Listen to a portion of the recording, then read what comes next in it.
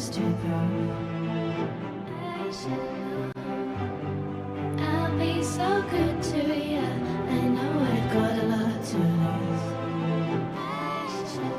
I realize that you are sunlight in my life. I think that I need you to shine by my side. And the nights that I'm not sleeping, I only wanna feel you waiting next to me. And the beats my heart is skipping, maybe 'cause I'm missing what you awaken me. And the nights that I'm not sleeping, I only wanna feel you waiting next to me. And the beats my heart is skipping, maybe 'cause I'm missing what you awaken me.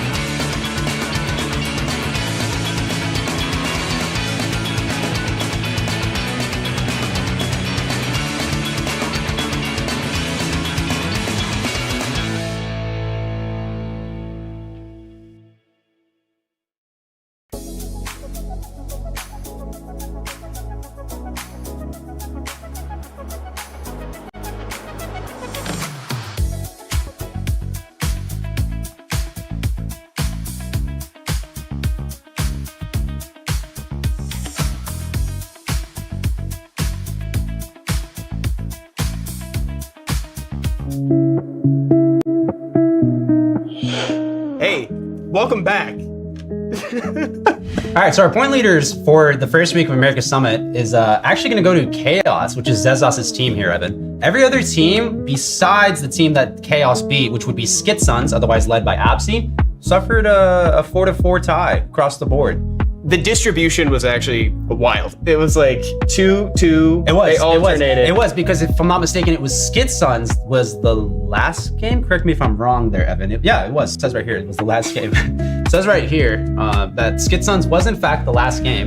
And so it was actually pretty solid end, I will say, to America's Summit, just the first day. Yeah, but this next day is going to be even crazier because now the stakes are going to get even crazier because instead of a best of 2, now people are really going to have to show up. We're doing a best of 1, otherwise known as just 1 game per player. So that means the pressure is on for them to perform and get points for their team when they can. Also, we're getting a new item. That's right, Evan. We're seeing a revamp to the Devilmon tool. So previously in America's Summit, we saw the Angelmon. This year's the Devilmon. So this bad boy right here, Evan, is going to be responsible for allowing a pre-ban feature within challenge mode. Now, obviously, if you played challenge mode before, there's no pre-ban feature. However, with this little guy right here, you're going to be able to see players choosing who they don't want to see picked within the monster box of challenge mode. But over to you. Oh, thanks, bro. Man, we're giving a lot of work to the editor. There's nothing in our hand. All right, check this out. It's back to Jesse. And that's it for your week 1 recap. And we've got week 2 of the Americas Summit for 2026 coming this Friday at 5 p.m. Pacific time. We'll see you there. That's right. So be there, be square.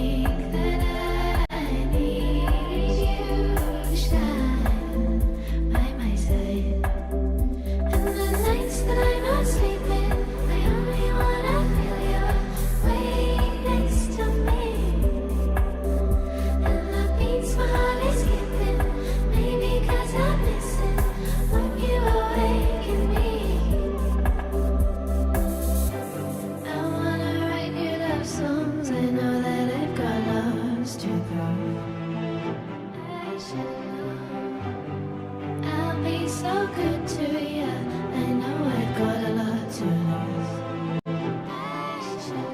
I realize that you are the sunlight in my life. I think that I need you to shine by my side. And the nights that I'm not sleeping, I only wanna feel you laying next to me.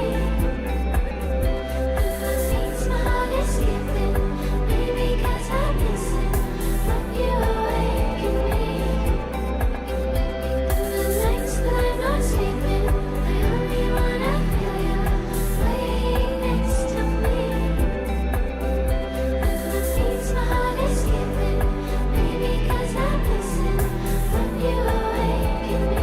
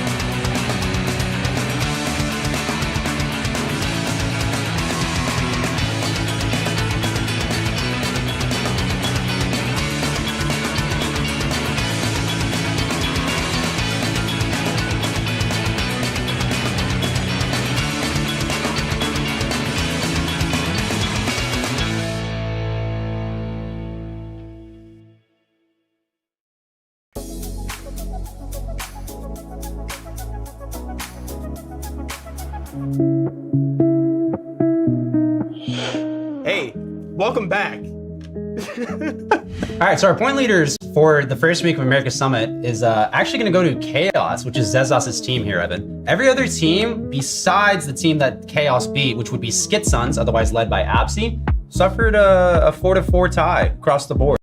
The distribution was actually wild. It was like 2-2. It was. They alternated. It was because if I'm not mistaken, it was Skit Sons was the last game. Correct me if I'm wrong there, Evan. Yeah, it was. It says right here it was the last game. It says right here that Skit Sons was in fact the last game, and so it was actually pretty solid end, I will say, to America's Summit. Just the first day. Yeah, but this next day is going to be even crazier because now the stakes are going to get even crazier because instead of a best of 2, now people are really going to have to show up. We're doing a best of 1, otherwise known as just 1 game per player. So that means the pressure is on for them to perform and get points for their team when they can.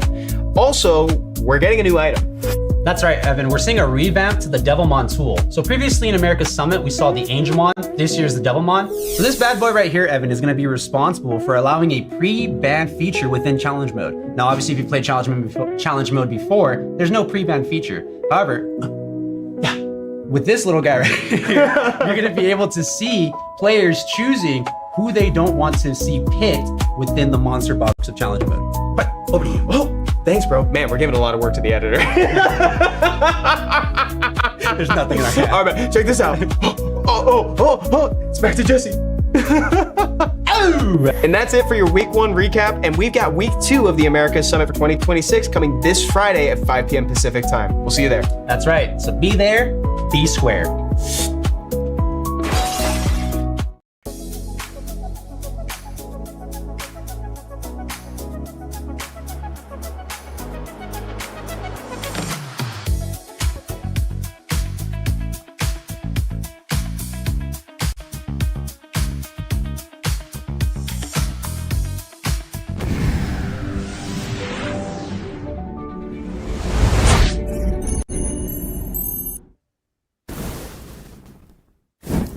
Hello, everyone, and welcome back to the Americas Summit, this time for week 2 of the round robin phase. My name is Evan, and with me at the table, it's Topa V and SeanB. Topa, we'll start with you. How are you doing today, man?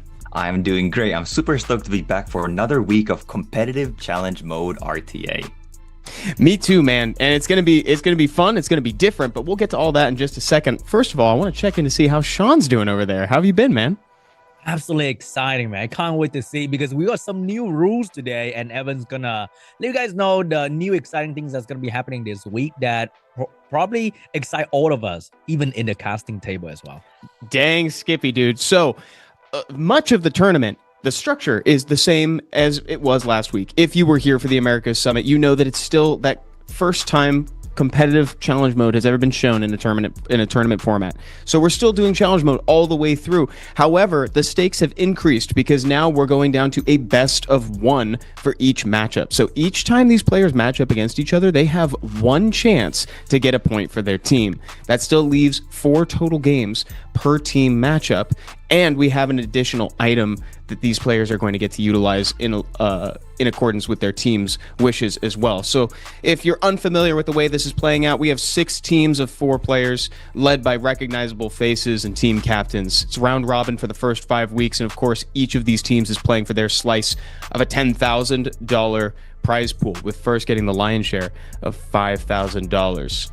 As we get into this, I want to remind everyone we do have the Devilmon item that these players have access to. The Devilmon allows them to swap matchups.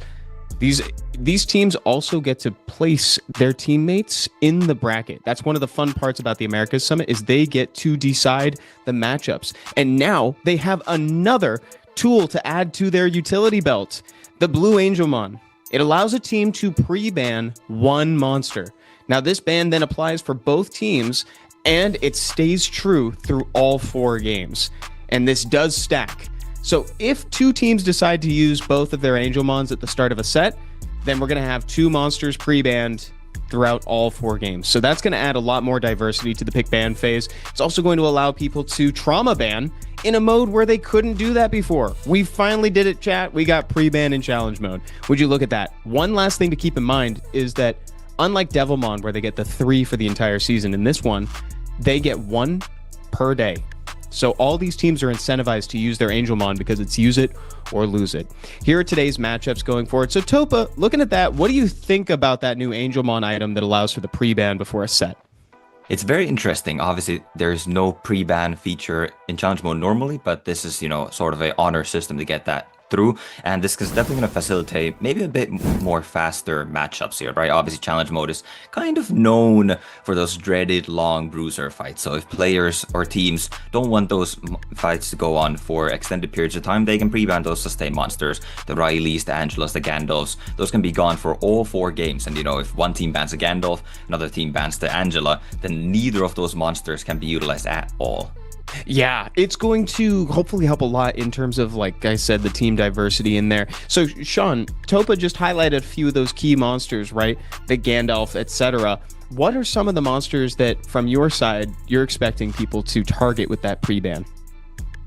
I think because they're also counter to this unit, that could potentially be the LD5 pre-ban, depending on whether they can feel that the enemy has the LD5. Because another thing is, in challenge mode, you don't exactly know what the other guy is having. Like, you can kind of know, but does he have the LD5? And then if you waste your pre-ban on the wrong thing, then it's going to be kind of bad. But what if we have a red Angelmon that can also force the enemy to pick 1 4-star? Oh, that'd be funny though.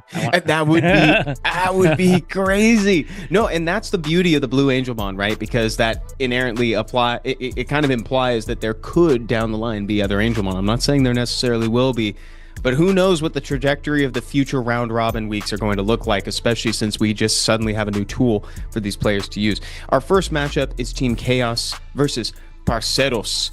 Now, carrying on with that conversation, yeah, Topa, so, players could absolutely pre-ban an LT5 if they wanted to take it off the table. There's no guarantee that they'll get that LT5. And of course, there's a lot of mind games going in because you don't know what your team is going to queue into either. Absolutely. Banning a LD5 would be extremely volatile because your own team could end up with that LD5 every single time. So you ban out that ragdoll, and all of a sudden, all 4 of your First pick players is have that Gualan. ragdoll. But I think we're getting into the draft phase for the first match here between Parceros and Team Chaos. Yeah, so chat, you'll recognize this as the portion where all the teams get together and decide who they want to queue up first and who they want fighting whom. This is a big moment for people. So you see they're all in a Zoom call together. And that, again, is probably my favorite part of the Americas Summit. This is a team battle first. So that means all these teams are working together to try to get as many points as possible. And by the end of the round robin phase, that means they're going to be able to either they're going to qualify for the finals, and also these point totals are going to dictate the seeding. So it behooves them to get as many points as humanly possible. And that's why they're all debating about what is optimal here. Do you save your trump card for last? Do you save your best players for last? Do you want them to go forward if they're feeling confident? Or if you have any players that are particularly raring to go, you could get them in there while they're energetic. And it looks like over there, Topa, we got Wallen GTZ starting him off over there. Can you hear me? Oh, He said my Lordo mic- and Stay Hive. My mic not working? Yeah, Wallen GTZ would be the first player to go from Team Parceros, and Yes. sounds like Yeah. Zazas just replied there with his first 2 picks. That's a really fun team too. Again, we talked about that last time, Sean. It's like Topa highlighted too how high ranked Stay Hive is right now. And now, Sean, we've got Stay Hive and Zazos on the same team. Stay Hive being the first pick in the draft phase for them. It's an unlikely pairing. But somehow Stay Hive lost last week, right? That was very crazy. It was quite a match, I remember, from last Okay. week. The team that we thought were going to crush the opponent actually We was are the two one piece right. losing. So that is the wild thing about challenge mode, is that anyone can win because we have the same box, same runes, same everything.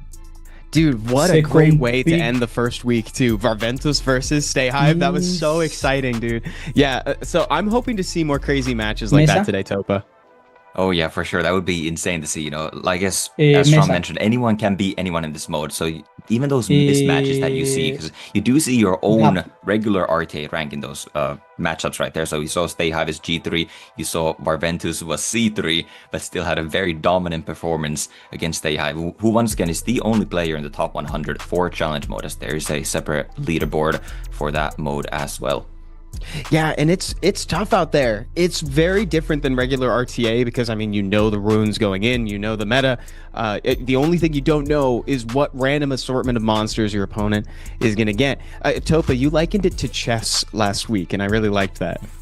Yeah, that's obviously, Summoner's War has a lot more RNG elements still, so it's not a full-on game of skill there, or, wits. But still, there's, a lot more likeliness to chess, as you kind of know your openers, and maybe then the appropriate counters to that, or maybe you don't have those tools available, so still it's going to be different every single time. For folks who might be joining us a little bit later here, I want to remind everybody, in the Americas Summit, we are playing challenge mode all the way through. Wow. It's best of 1 format today, so that means each of these matches, these players have 1 opportunity to get a point for their team. So it is incumbent on them to lock the heck in and get that point, and also deny the point for their enemy team. There's a new item in play. We've talked about it a couple times, and we'll likely have to reference it again. It's the Angelmon. In fact, we're coming up on the point where people will decide whether or not they want to use it now. It allows them to pre-ban a monster for their set, and that means all 4 games. So that is potentially going to be pretty game-changing, especially when we have such greats as the Water Gandalf and beyond, chat. So stay tuned for some of that as well. And remember, there is money on the line here. These players are playing for a slice of a $10,000 prize pool. So that's it. Now, we've got our bracket set here, Sean, and now we are just waiting to hear if they want to pre-ban a monster. If you were in this situation, who would you ban? Do you have to pre-ban right now, Evan? Or like you can kind of save No, you it? do not. You do not have to. However, it's use it or lose it. So it kind of is incentivized. I see. I wonder what's gonna be the pre-ban. I think a lot of meta evolved in the middle of the tournament last time. Like we see, a bit more Shiho showing up to counter the Water Gojo, and then a little bit more of the other things showed up. So you kind of never really know. But going by last week meta, maybe we might be seeing a Shiho pre-ban. A She-Hulk reband could be it. Honestly, so Topa in my mind as well, some of the ones that came up, other than some of the big MVPs, like the heavy hitters that we've already kind of chatted about, I was also thinking Hagen could be a good target. Areshion, the Wind Dragon Warrior, could be a good target too, if you want to deny a 33 lead and just say, we're going full bruise. I don't know. What do you think? Any unexpected picks you got in the back of your head? Definitely. I mean, there could be a lot of ways that teams want to take it, but I think it's also interesting to highlight that maybe.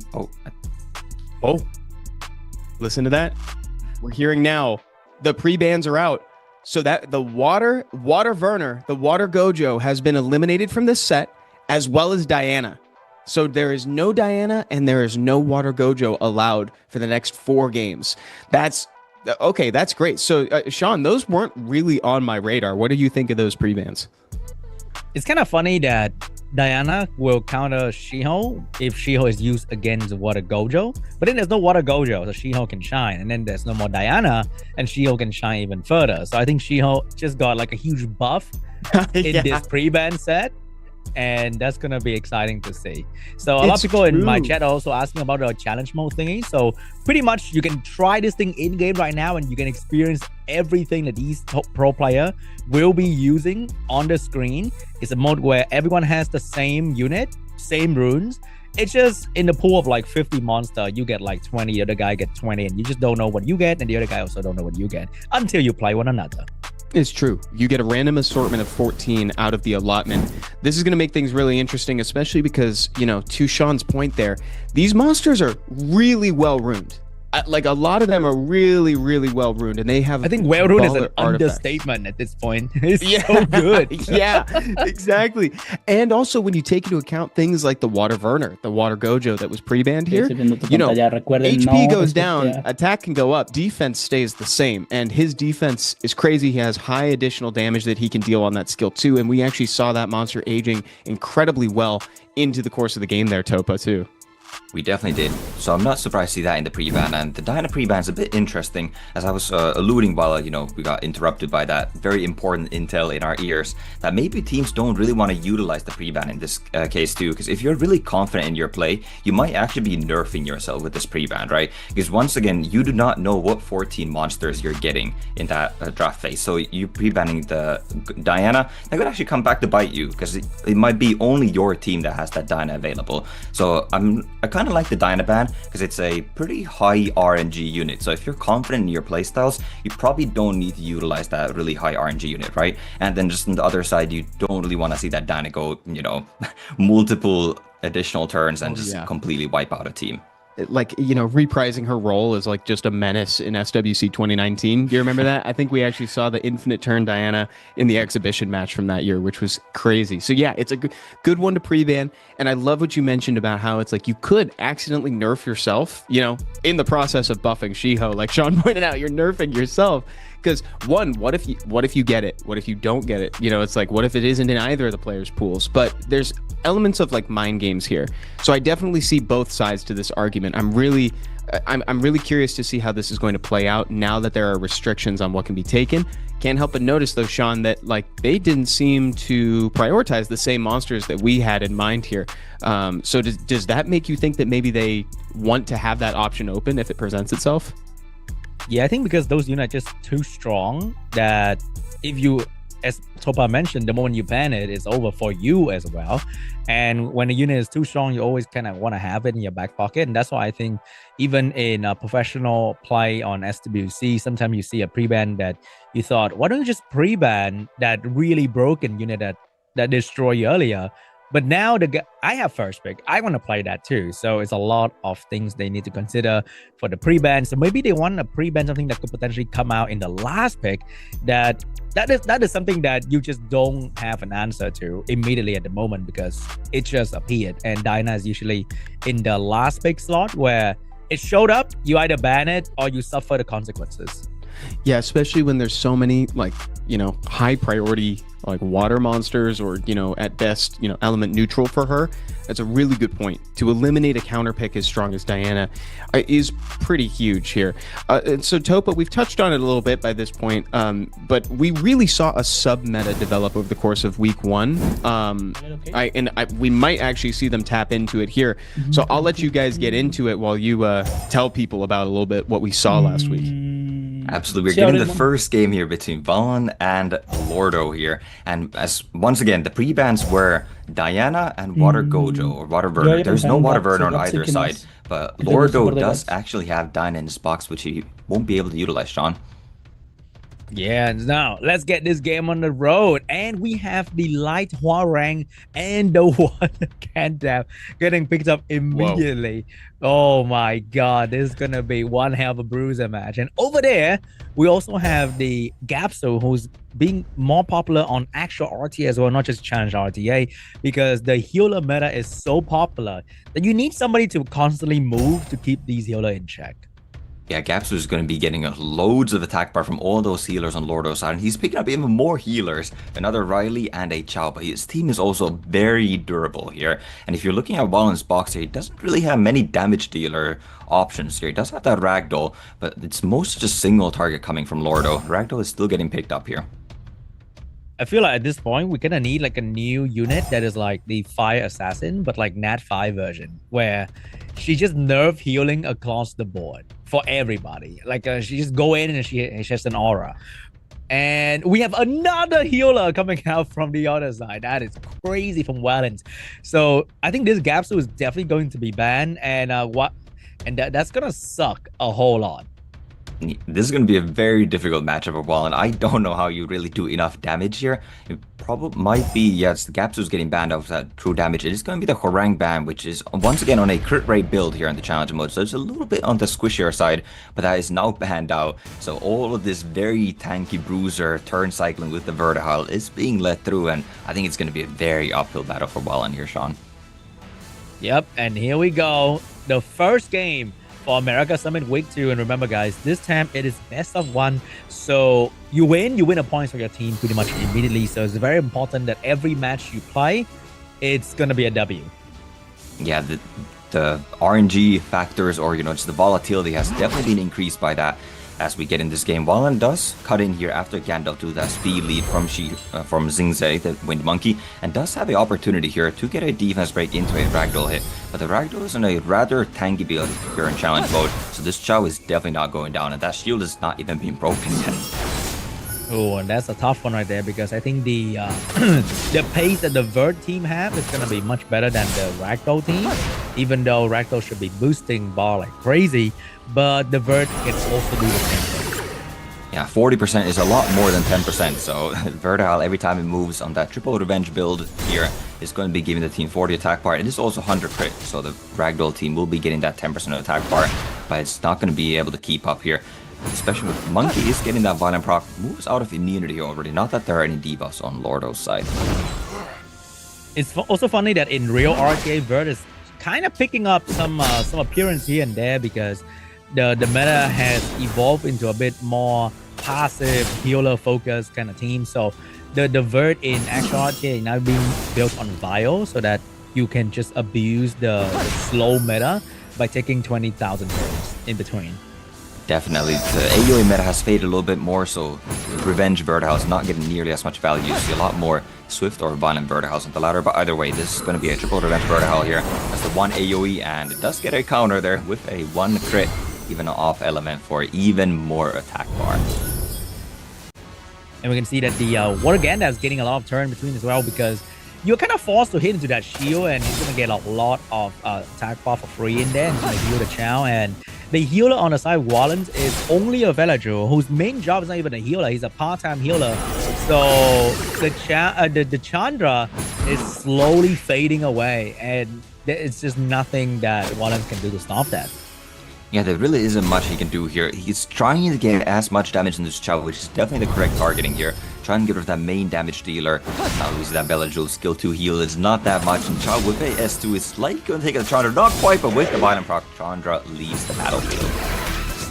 Yeah, I think that's pretty much GG. Even though without defense break, Lotto team is just way tanky in terms of sustain, and there's nothing much that the Ragdoll or the Monkey can do. Even though the Chow is constantly critting, giving the Ragdoll attack bar, but Warren's team is taking turn into absolutely nothingness. He just can't provide the damage into the Chow unless somehow there is a rotation where the Monkey defense break and Ragdoll violent procs immediately. But even then, it is still kind of sus because the reflect damage buff actually reduce the damage of the Chow that's gonna take. So Chow technically has half of Ragdoll damage at the moment, all the time. It really does. That reflect damage buff is definitely a very underrated buff, as we don't see many monsters with that buff in the game. Not with these Gandalfs obviously having that reflect buff, getting a lot of play across challenge mode and regular RTA alike.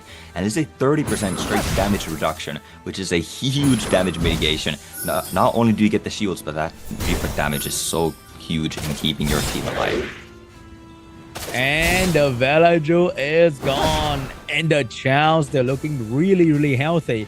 And unfortunately for the Monkey, he's also like a part-time-ish Death Breaker. So there's a cooldown on that.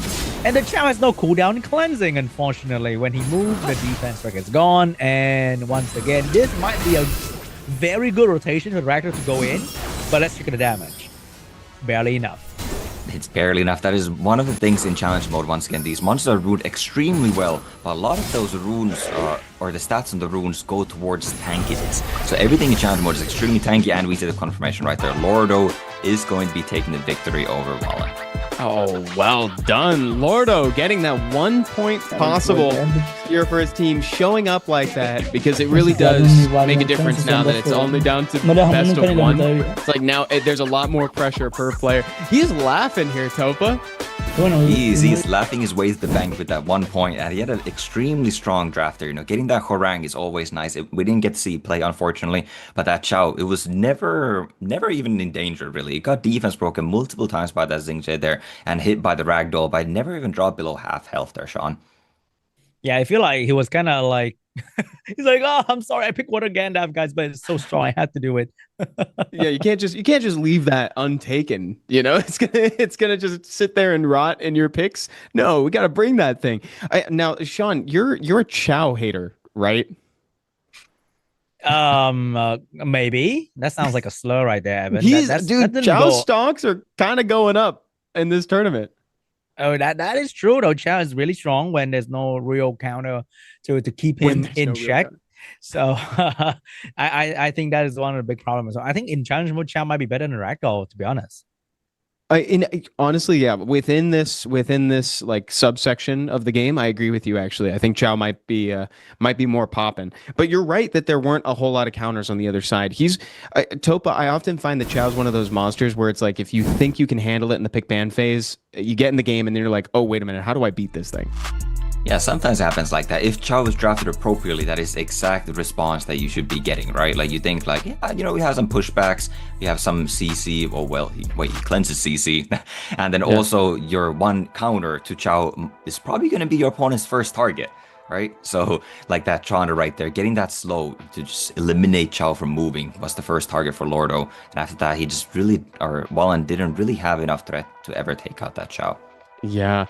Okay, this next one, we're queuing up into Stay Hive versus Mesa here. So, Topa, which you pointed out as well, is that Stay Hive is the only player in this tournament that's actually within the top 100 of challenge mode. Yeah, he is. So Stay Hive, on paper, seems like the strongest player in the tournament. But we saw how that ended up last week, didn't we, Sean? Indeed. So on paper doesn't mean much in this tournament anymore. So Stay Hive is going in, and I think the UI is kind of opposite, right? So Stay Hive is locking in, not looking so hard with that very heavy bruiser box and low damage. On the other hand, I think Mesa is looking really good with a lot of damage option right there. Yeah, Mesa does have a couple of shielding monsters there. Also, Stay Hive does have that Water Gandalf, as well as, you know, once again, Diana is in Stay Hive's box, but that is not going to be able to be utilized. So once again, it is Team Chaos with the only ones that are being affected by that pre-ban. Really unfortunate. But Stay Hive has the strongest power, the biggest shield of them all, and he has the Water Gandalf Wind Monkey opening. That is one of the most annoying opening in the entire game right now. I dare say we require emergency balance patch if we look at the complaints on the Reddit or on the comment section. But over there, we are seeing dot damage rising up, and we also have the Fire Megumi getting picked up right here for the stun. Shahad is quite a strong monster in challenge mode. It does do that 7% of his max health as true damage each time, and also provides that heal block, so he can quite comfortably break through the Gandalf shields and, you know, then silence and heal block and get those dots rolling, which gives him more attack bar, so it does get a lot more turn cycling. I do favor Shahad a lot more in this mode over the Wind Monkey, which we've seen do very minimal damage and just not be that much of a threat in a lot of these drafts. Yeah, I think this Wind Monkey in challenge mode in particular feels more like a 5th pick kind of thing, so that if they are going with cleave or some sort of AoE control, then I think the monkey with a tank build is gonna shine a bit better. But for a first pick carry position like this, that usually doesn't get banned out, he's not really performing a whole lot. Yeah, it really isn't. Also, wasn't really performing a whole lot last week. It's that Kumar, so it's interesting to see once again Stay Hive as our highest ranking player drafting some of these monsters that really have Diana. That is not allowed. I think we have a rematch here. Off the table for Stay Hive. So that's a yellow card right there, Evan. Yeah, that might take us into that's going to be a referee call real quick. Is that the Diana's in there, and there it is. That's the pause. So that's going to be the referee stepping in. Honestly, this is to be expected considering that it's a new mechanic for the challenge mode here. You know, it's not something people normally expect coming in here. I'm not sure how the refs are going to take this one. They might actually see it's like, okay, are we going to re-queue in this one? Are we going to get a new batch of monsters, which could be kind of interesting too, because that means that you mentioned, Topa, that, you know, they had Diana this time. They might actually get it, so that's maybe it gets shuffled into the other one. And that's if they choose to remake the match and or not just ban it out. Right. There's, you know, obviously this new feature. We do give players a little bit of grace here with that. You know, they only have 4 team monsters to work with to begin with, and then, you know, 1 or 2 of them, or I guess none, might be pre-banned already out. So your options are very limited, and, you know, once that timer runs down, you kind of just forget about that fact, and, you know, you kind of just panic pick that Diana right there, which was a pretty solid pick there, right? So there's a reason that why, you know, Sean mentioned those last picks might be the targets in the pre-ban. Which is great. It shows that the item is working. It was a great last pick. You know, but unfortunately with the new adoption of a mechanic like this, it's gonna have some growing pains along with it. So bear with us for a second while our refs iron that out. While you guys have a second too, you can use command SWGC in the chat to see if you can match the prerequisites to join in for Guardians Club. Open registration right now. It's got great merch in there, very exclusive merch for the Guardians Club, and you also get to take part in some really fun events down the line. And you can also use command Sky Arena Tactics. It's an upcoming card game designed by Richard Garfield, the creator of Magic the Gathering, and you can pre-follow the Kickstarter so you'll be notified when it launches. So while we have a second, while the refs are deciding how to handle this first offense, you can type some codes into the chat. And also you can look forward to codes down the line. Speaking of codes, now that I brought that word up, you can look forward to that later on in the tournament here too. And so again, now Sean, looking forward ahead here, if you were to use the Angelmon in the future, what monsters would you ban? I think it's definitely going to be Water Gandalf here. It's just for the sake of everyone's sanity, right? You don't have to deal with that. You don't have to see that. You don't think about using it, so that you are forced to use like another more balanced and normal healer that will not just absolutely demolish everyone's will to fight when you have to fight Water Gandalf, because you shall not pass. And I think that might be why people are drifting more towards Chow in a lot of these aspects here, Topa, because Justice ignores damage reduction effects. It definitely does, and so does the Light Horang, right? So that was a very strong first draft from Lordo coming through with 2 units that just ignore all those shields and damage reductions. And yeah, so Chow definitely strong in challenge mode as we get back in this match, and it looks like like Stay Hive has the Diana again. Does have a Dyna again, but this is a brand new set of monsters for both players here. So it's going to be interesting to see how they now adapt with these new selections here. And looks like Mesa is timing out there and just first picking his LD5 there in the light Legolas. You know what? I kind of like that. Force him to actually go with the LD5. We need these players to use the LD5 in their draft, because I think for me personally, half the reason I play these mode is I can play with things I don't have, like the Wind Draken or the light Legolas, just for the sake of having a bit of fun with it, right? Yeah, definitely. I don't know how much fun you really want to be having in a competitive tournament format when there is over $10,000 in the prize pool. By the way, Stay Hive really liked his first 2 picks, I suppose, as he is still running it back, even with the new box. That is going to be a Water Gandalf and a Xingqiu once again in the first 2 picks for Stay Hive. And we'll see what Mesa responds to this with, as he's running out of time here once again, and it might just be auto picks again. Is he even present here? Oh, we got double Speed Lead getting picked up by Meza right here. We got the Vanessa. We got the Water Twin Angel. I think the Twin Angel are picking up a lot of popularity in actual RTA as well. But because right now in RTA, the meta can be very volatile. Yeah, definitely can, but those are also just the auto picks. You can see those are the first 3 monsters in Meza's box here, so he's literally not even at his computer. And if he doesn't come back here, there's going to be Angela and O'Reilly being drafted as his last 2 picks, and he's looking to just auto arguably the best player in the tournament here, Sean. Imagine if he wins. Oh my god, that will be mind-blowing. But here we go, guys. Last 2 picks. Even the captain is shaking his boots right now. Yeah, it really is, and yeah, it's going to be auto picks all the way through. And interesting to see that the timer actually doesn't get cut in here, and it looks like we have another little delay here. Looks like it was a DC. Looks like it was a DC. Okay, so just as a heads up here, so just as a heads up here, guys. So what's going to happen here is so for the infraction, the Zazas' team is actually going to lose a point.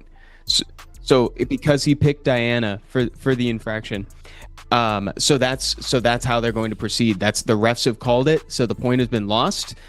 So there we go. That's a loss. That's a lost point right there, Topa. That is a very big deal, but also I feel like this is a very fair, referee call here, as obviously the monster box does shift there. So, if we do give them grace, maybe, you just don't really like your monster box selection, and then all of a sudden, you know what, let me just pick a Diana on Axon. Oh no, I picked a Diana, right? Now I get a whole new set of monsters. So, and you got your whole really team to like keep that. you accountable, as well as the referees. So, it's too much. And we got folks in chat calling for bans on LDs. What's up, chat? Good to see y'all today. What's going on? Ultra Death Lord, Leader Prime. What's up, dude? Berghild. But Berghild needs to spend a little time where she's at, dude. Berghild was real good for quite some time. Now, Sean, that means that we might potentially not get to see the light Legolas getting picked. That's true. And we have a winner that wasn't even here. That is actually crazy. Meza, who was not even in the drafting table, actually won the match. Pretty crazy. But I'm kind of glad that the Diana situation happened a bit earlier in the tournament. So it will now solidify in every other player's mind that, hey, if I accidentally pick the wrong thing, my team might lose, and that's going to be bad. So I got to pay attention a little bit. Yeah, and the refs make them abundantly aware. There's a chat ongoing on the side, and then again, this is a team sport, so their team is there to keep them accountable as well. So that's going to be a lesson for everybody in the future. Stay Hive not having a great streak in the tournament so far, though this one did not come to blows. It stayed in the pick ban phase. Let's see how this one goes. HSZN versus Gab is coming up here, Topa. Yeah, we have another Brazilian matchup here coming up in H season versus Gab here. Gab did participate last year in the summit as well and did do quite well H season. A newcomer here, but he has been on quite a run on the RTA ladder as well. He's looking to secure his first Guardian 3 finish this season. Oh my goodness. What is he playing in the regular ladder? He's playing a lot of Sierra Gianna, which is still a quite strong combination if you can, ban out the Josephina Gandalf combo. Yeah, dang Skippy, actually. So Sean, what are you running in RTA these days? Oh, I think for me at this point that I just have a little bit of fun every other day. So I'm the kind of guy that, all right, this week I'm running this, and then next week, all right, I'm kind of bored now. You know what? Let me ruin that weird little thing right there, and let me play around with that. That's a good way to approach it. Right now, I'm just like, okay, what a Gandalf. I want to try to throw in a bit of Beth right there. I think there was a moment of bit Rahul in there as well, just for AoE buff block. Because when I search for AoE buff blocker in the game, there just aren't many buff blocker. No. And I happen to have an LD5 that does that. So now I throw that in. That's kind of Wait, yeah, Rahul stocks are on the up and up. Yeah, Trix is one of them too. Trix will do it. He's great for that. I'm actually trying to build up both him and Layla on the side because buff block has gotten more valuable going into this. For folks, again, who might be joining us a little later, there's a new item in play this week that allows these teams to choose and pre-ban a monster before going into this set. On this one, we've got the Water Verner, the Water Gojo pre-banned, as well as Diana. So that means both of those monsters are off limits for both parties going in. And if you accidentally pick it, you got to be extra careful because it could result in a loss of a point. So that's definitely something these players are going to want to be wary of, especially when we see Diana in one of these boxes right here. Guys, Gab versus H season. Here we go. Topa, Sean, take it away. Yeah, once again, it is Team Chaos with the Dyna in their box. I hope they learn their lesson because that is a pretty painful loss of a point. So all of these matches are just now a best of one. Losing 1 point is a huge deal, Sean. Indeed. And over there, we have the Wind Dragon Warrior first pick. Somehow Water Gojo, I don't even see that gonna end up in the box for these players whatsoever. So maybe that was a wasted pre-ban. But oh my god, we got the Pader and the Dark Monkey on the other side. I think that is a very deadly combo to have. It really is, and I really like these matches when there's 2 LDs on each side, right? Because you get between 0 and 2 LDs in challenge mode. I really wish they would up that number, because the LDs, you know, kind of dictate a lot of the times the direction that you can take the draft. And as we see here, Gav doing that too, he's going for a AoE cleave, which is going to be facilitated by that Maximilian as one of his LDs here. Oh, you know what's the best? The best pick for H season right now is gonna be Diana. But unfortunately for Gab, both his strippers are sort of hard counter by the Pader unit right now. So I'm not. I think that's gonna be a forced ban right there, which means H season can actually pick whatever he wants. Yeah, it could be, but also that Megumi is going to be very annoying to fight in an AoE playstyle, especially if your Hagen is getting banned out. That Megumi is going to be cutting in, potentially stunning one of the monsters, and you may have to look for a little bit more survivability here, or, you know, that Water Gandalf, that cleansing, shielding, reflect damaging, annoying monster. But instead, he's going to go for just full-on gas here with the Lamila, more AoEs, and the Tessarian to hopefully oblivion some of those passive H season side. Yeah, I'm liking that draft right there. I think Gap would have maybe thrown in a Triton right there. That could have been pretty good against the Pader. And right now, that last Shizuka pick is also extremely strong because if you don't control her properly, especially when you don't have any increased cooldown time here, then that Shizuka just got up 2 tier on the tier list immediately. Definitely really interesting to see that the Pole is actually being banned out here. Obviously, Gab does want to take that tournament. He doesn't have any Swift monster on his side, and that Pole is on Swift, so it would be moving first here. As Blade, we have a 33 lead on Gab, or I mean on I believe the graphics are actually wrong there. I believe that is Gab's side that has the 33 speed lead, and he's going to be taking turn on with that. But the Pader will be cutting in and putting immunity up, completely rendering his team useless. All right, is he going to go for it? He is going to go for the strip, which doesn't really end up into anything useful, but at least it's going to force that Pader to actually take a turn. Fire Megami doing Fire Megami thing. We start off with a stun. We start off with a bit more debuff, and that Wind Zenith is going to start going a bit crazy as well. It is, and this match almost feels over at this point. Gab did use his one and only AoE buff remover, or buff remove at all, and another violent proc on HE inside. This is going to confirm the kill on this Maximilian, but maybe even a bit unlucky for violent proc. Had this Tessarian violent proc to Oblivion, the Zenitsu, it would have gone down immediately, but it did not, and now Shizuka is going to be applying all of those debuffs right back, and the immunity will be back on HC's side. Yeah, this is the very hard thing about challenge mode is that you don't have your usual counter to the usual suspect that you see on the enemy team, and suddenly your brains go negative 50 IQ instantly because you are so limited in the amount of option that you have. So drafting become extremely important in this mode in particular, and especially your flexibility and your ability to react to the enemy draft appropriately is being tested all the way to the max in this mode. It really is, and sometimes, challenge mode can come down to just who really has the better box here, which is why, I do really like the decision once again that, you pick a bad monster, you just forfeit the match there. By the way, this match also seems to be kind of over. Thessarian does get a Binding Proctor, now does get Oblivion on the Zenitsu there, but with the speed buff, the Zenitsu might even be lapping after utilizing that skill 4, to get 50% attack bar and just move right out the Oblivion. All right, I think there's really nowhere to go out this for Gab. He is taking that point back for the... Wait, no, he's taking another... No, wait, hold up. Dude, this UI is confusing me a little bit. Gab is on the right side, and his team just won just now. So this time he lost. So H Season just got the point back for his team right there. Nice. Season continuing to impress us right now, Topa. He's been doing a really good job, and also that the team was a lot more aggressive than we've been used to seeing.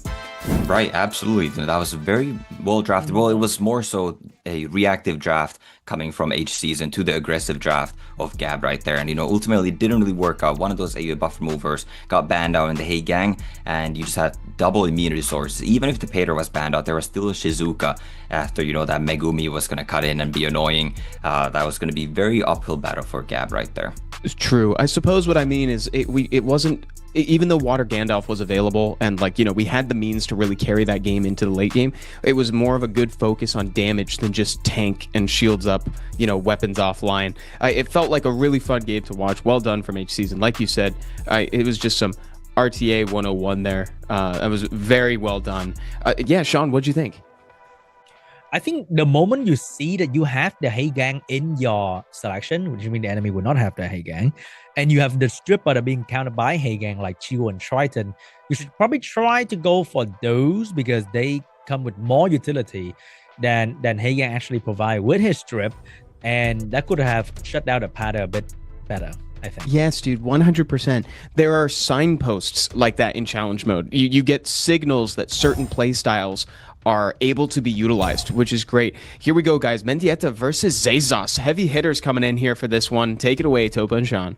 The two captains dueling off in the final battle between these two teams, and Mendieta, don't even tempt it. He's just letting Zezas know that he has both of the pre-banned monsters. So Mendieta actually only has a selection of 12 monsters available for him, but he has some good ones in there. We see the Gandalf, we see Angela, we see the Light Horang, so he might be just fine even with, the pre-bans that are set. So Mendieta is actually playing this challenge mode on a challenge level because he lost 2 drafts in his exact box, 2 damage dealer as well. So his option of damage dealer are down to like 2 units, and that is just rough. Zezas going in with a lot of bruiser option right there, but he's picking up 3 different damage dealer, letting his healing option down to only 2 slots, one being Gapsu, the other one is probably gonna be potentially Shizuka. We have the Water Twin Angel as well. So the damage dealer the Mendieta pick up is gonna be the Fire Bison, and we have the Riley last pick for more healing. Yeah, Zezas is opting for a very aggressive draft here, and it is all single target, with the exception of that Shizuka skill 3 right there. But single target is what's typically pretty strong in the Gandalf, right? Because you can only get 20% attack bar per turn. If you're AoEing and there's shields and everyone, Gandalf nearly gets an instant turn with 80% attack bar to this passive. But all just single targets, not only do you break the shields faster, you can just focus that one monster that doesn't then have a shield and, completely negate Gandalf's passive. And the ban is going to be on to the Chow and the other Chow, the premium Chow, the Light Huarang. Mendieta doesn't have any strip. Meanwhile, Zezas has a Shizuka, so that's going to be a bit tough. There's also the Oblivion coming out from the Tessarian to deal with the Vert as well. So Zezas is looking really strong at the moment. It really is. There are some cleanses on the side of Mendieta, with that Riley also providing immunity, so maybe he can weather the storm of the Shizuka here. Shizuka does have an extremely long cooldown on that skill 3, and the buffs only last for 2 turns. Oh, triggering the vert immediately. Not sure if that's a good play, but I guess he's trying to force these units to come out of their shield and immunity as quickly as possible so that he can go in and start doing damage as well. Yeah, and we see that the speed tuning of the challenge mode are coming to a bit of an effect here. The Riley outspeeds the Vertihal in the challenge mode, so Vertihal is now going to be exposed. No immunity on him, and you know, that's going to allow Shizuka's skill 3 to... Well, actually, there's not really any debuffs for Shizuka's skill 3 to put down here yet. Yep, I think the Shizuka is probably going to wait for the Oblivion to show up so that he can Oblivion his 2 different units. And maybe for the Cardinal... Oh, never mind. No waiting. We're going to drop the immunity immediately because Cardinal skill 3 is also very devastating if he lands his slow and stun. Yeah, definitely wants that protection up to counter this Cardinal skill 3, and he only really needs a single target Oblivion. Once again, Zayzas has a very heavy single target team, so it's perfectly fine just Oblivioning one monster here. It's likely going to be this Vertihal that is the target. Does get the Oblivion, and does also break the shield, so Gandalf will not be cleansing that Vertihal, but Riley's skill 3 can cleanse. Which debuff is he going to cleanse though? It's the Oblivion. Oh my god, he got the Oblivion of the Vert. So the Vert is back on full power here, unfortunately, and that's going to be a long way to go for the Thessarian to reapply that Oblivion while the Vert and his team take another 2 turns. Yeah, Vertihal engine is back online, getting that attack bar boost, and the Karna with the Violent Proc as well, back into skill 2, trying to focus down this gap, so keep it down even though it's getting a lot of attack bar from all the healings that are coming out from Mendieta right now. Oh, and the Vert is ready to go, full health, no debuff whatsoever, and he gets to move one more time while Zayzas losing all his immunity slowly while not providing much value with the Shizuka. Shizuka does get a Violent Proc, however, there, so that skill 3 is coming back, you know, sooner than later here, but still, Karnal is... There are 2 immunities on the side of Zayzas, so Karnal still can't really utilize that skill 3. Does get a nice provoke on the Shizuka that is going to prevent her from using that skill to lower the cooldown of some monsters. Once again, the Water Gandalf team looking really strong. It might be true that in this mode, whoever gets Water Gandalf, that team might get the upper hand pretty much immediately. Once again, Vert being controlled by the Thessarian, but the Water Gandalf is about to take a turn together with Riley, soon to get another skill 3, and that could mean the Oblivions might go away. Yeah, there is a shield sitting on top of the Vertihal, so Gandalf will be cleansing one of those 2 debuffs, and once again, it is the Oblivion getting cleansed. Mendieta really just winning, you know, I guess at 33%, and now winning that 50-50 right there as well, but also, Zayzas Shizuka is proccing a lot. That Shizuka has skill 3 available once again, but Karnal, here is your opportunity. There's 1 immunity still sitting on top of that Gapsu. This is definitely where you throw that skill 3 and hope for some stuns and slows. Does he get it? Does he get it? Oh my god, he got the stun on the Shizuka as well. And he got 2 slow on the enemy team at the same time, looking really good for Mendieta. And this is the moment where if the Shizuka doesn't Violent Proc, oh, maybe she doesn't have to. The Gapsu save her, and the Gapsu stunned her. Oh my god. Well, the stuns don't really matter there, because Gandalf is going to cleanse that stun off the Karnal, and that Gapsu obviously was going to cleanse that Shizuka, so now you kind of have to provoke the Shizuka off element, which is very awkward, but no, opposite just go for that damage. Shizuka does have skill 3 available. It's going to be AoE Oblivion, AoE Provoke, AoE everything. And the defense break actually misses on the Vertihal, which is quite unfortunate, because Thessarian now with attack buff is coming in with big damage. Opposite go for that Karnal now, but we see once again just how important that reflect damage is. That Thessarian lost a lot of health right there. Oh, and I guess that debuff range is kind of ended a little bit, and also the Thessarian had to suffer from a slow debuff from the Karnal earlier, so he could not do his full damage, but now he can, and the Karnal is gonna go down. Shizuka with that skill 3 right at that moment completely turned the game around for Zayzas. He was waiting for that moment his entire match. Absolutely did, you know, utilizing that skill 3 on the first turn definitely paid off. Just get that little bit of protection from that Karnal, and then Shizuka went on an absolute rampage with Violent Procs, getting back in that skill 3 in no time. And Thessarian with that attack was just doing so much damage and deleting the Karnal. With the deletion of the Karnal, you know, once again we see a Gandalf team losing in challenge mode here. The Gandalf really doesn't seem to perform that well on that Swift build here. Unfortunately, without a Violent Proc for some crazy healing, he's just not going to be healing enough compared to this Gapsu, who is constantly taking turn into 3 healers right in front of him. I think Karnal's skill 2 also soft heals, so that is technically 4 different things that could potentially boost the Gapsu turn, and that provide even more healing than the Gandalf can ever imagine. There's still a slight chance for Mendieta here. The Vertihal is obviously going to be a big engine, especially with the help of attack buff. He's slowly taking down this Gapsu. Gapsu healing is not, while he's taking a lot of turns, the healing on the passive is not the most overbearing healing. It is only 10% healing. Well, 12% after the max skill sub right there, but still only 12% healing. As the game gets later and that HP drops, that health is going to be vanishing very fast. Oh, you're right. I think Zayza is now waiting for that moment once again where the enemy doesn't have immunity and he can skill through Shizuka, but that moment is not here just yet, and he's waiting for that. Can he buy enough time before that happens though? We're not too sure. Yeah, the Shizuka stopped violent procking here, and once again that skill turn is a very long cooldown, so if you're not getting those additional turns, we're still 2 turns away.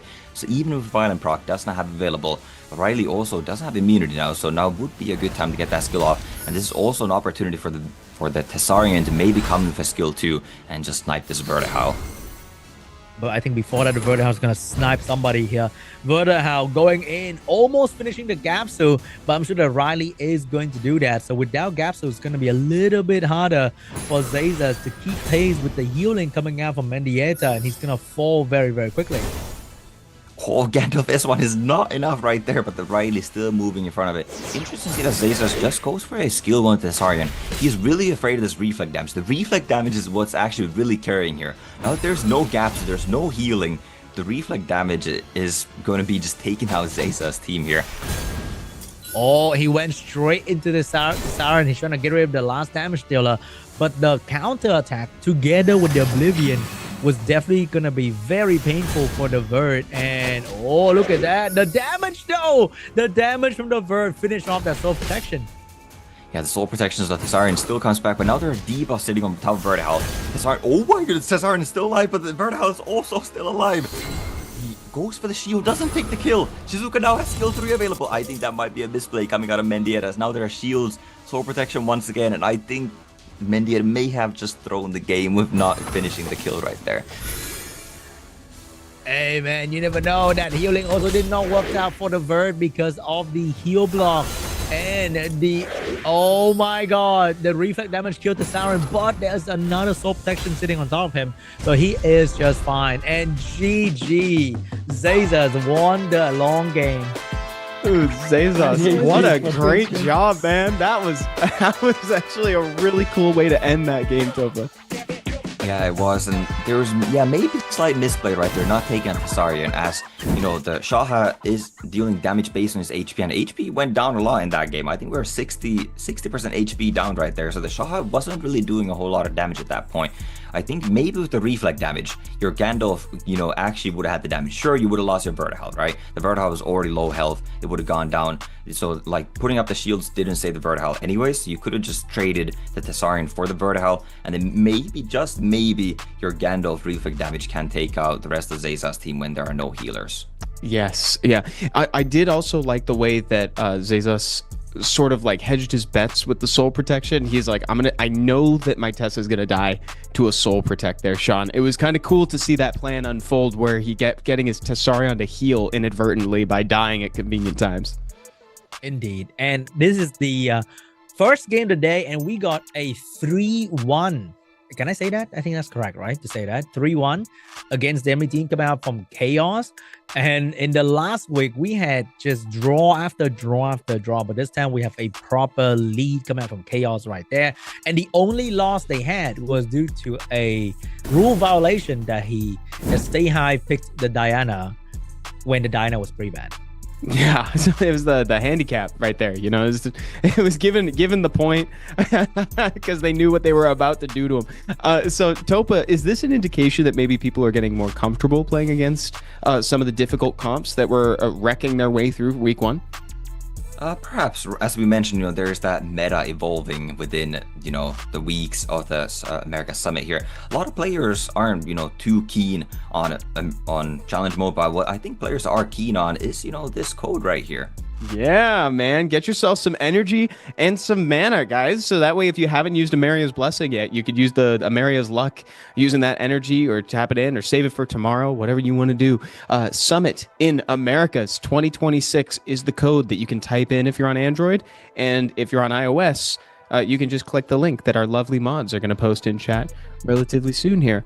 All right, guys, we've got a lot more awesome America's Summit action coming at you after a quick break. We'll see you right back here in just a few minutes.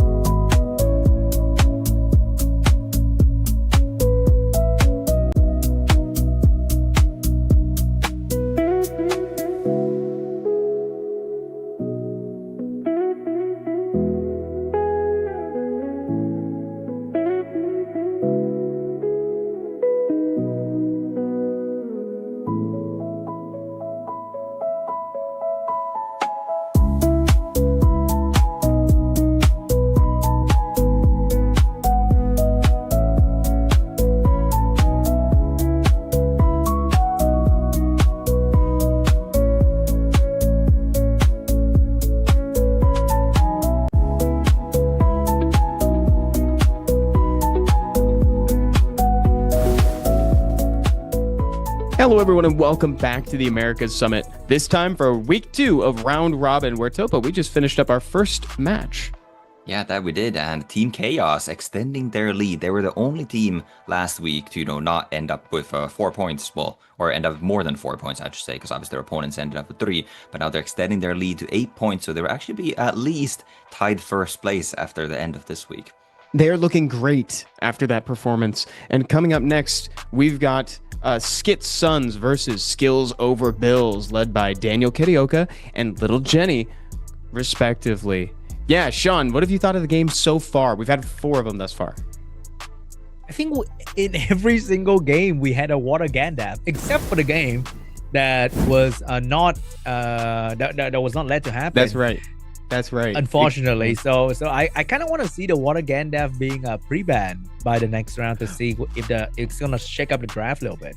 Me too, which is a great segue to reintroduce people to the new mechanic that's been introduced this week. So these teams have a new item that they can make use of, introduced right now on week 2. It's the Angelmon. And if they use it, they can pre-ban a monster that neither team can use. And so we've already seen it used for the Water Gojo, which is the Werner, as well as Diana. Now, unlike its contemporary, the Devilmon, the Angelmon, they get 1 each week, and it's use it or lose it. And it doesn't stack, so they should use it if they want to. It only behooves them. It reduces, admittedly, what they can use in their box, but it also potentially takes away a powerful monster for the other team. Now, before we went on break there, Topa, we were talking about whether or not people had kind of started adapting to those problematic teams that they were having difficulty with last week. What are your thoughts on that so far? Right, the meta is pretty ever evolving in this challenge mode, as a lot of players, don't really put the hours into challenge mode, right?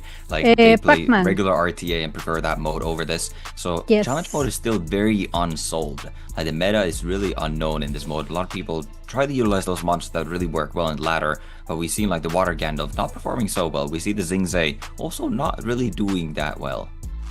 Yeah, people have kind of stopped picking him entirely.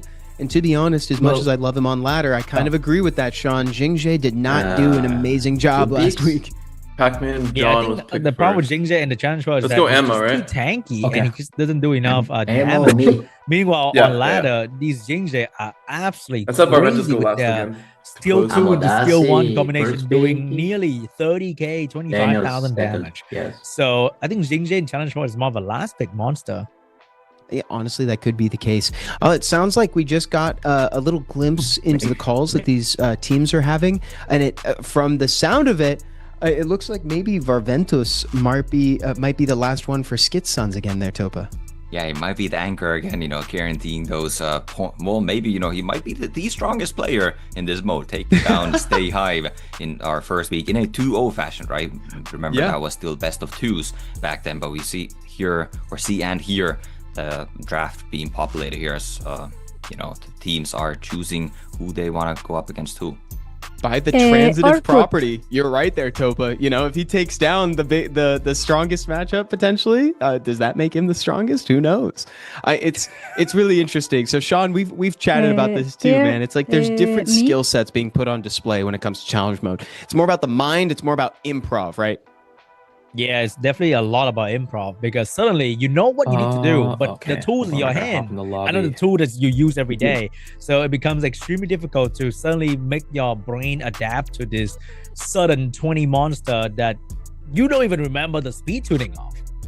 Yeah. Oh yeah, and it can get tough to recall all of it. Somehow Topa does. I don't know, man. Topa's got that well of knowledge for this mode, dude. How much time did you put into research?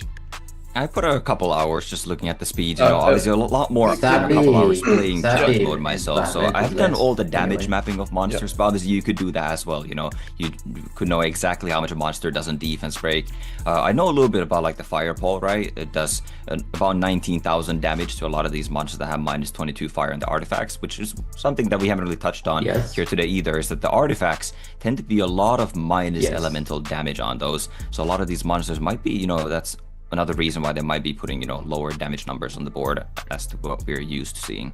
It ends up looking pretty dramatically different when you're expecting something like Fireball to be doing like large amounts of damage, that 40 something odd percent damage on skill 3, and it comes out as looking significantly less. That's not really an artifact substat that people put that much priority into, is it, Topa? Yeah, it really is. And a lot of people favor the additional damage artifacts, and that's arguably something that's lacking on a lot of challenge mode monsters. We see the Water Burner we didn't see Water Burner as it was banned in the first match, but that is one of the monsters that has incredible additional damage. So it's kind of all or nothing on the additional damage in a lot of these monsters. Shiho, same thing, has incredible additional damage, but then some of the monsters like the Draconic Warriors, the Wind one has 0 lines of additional damage on it. So, Sean, now we're getting to that point again, man. We've got all the matchups locked in, and now we're going to see what these players want to ban, or if they want to ban anything. What are your expectations for this?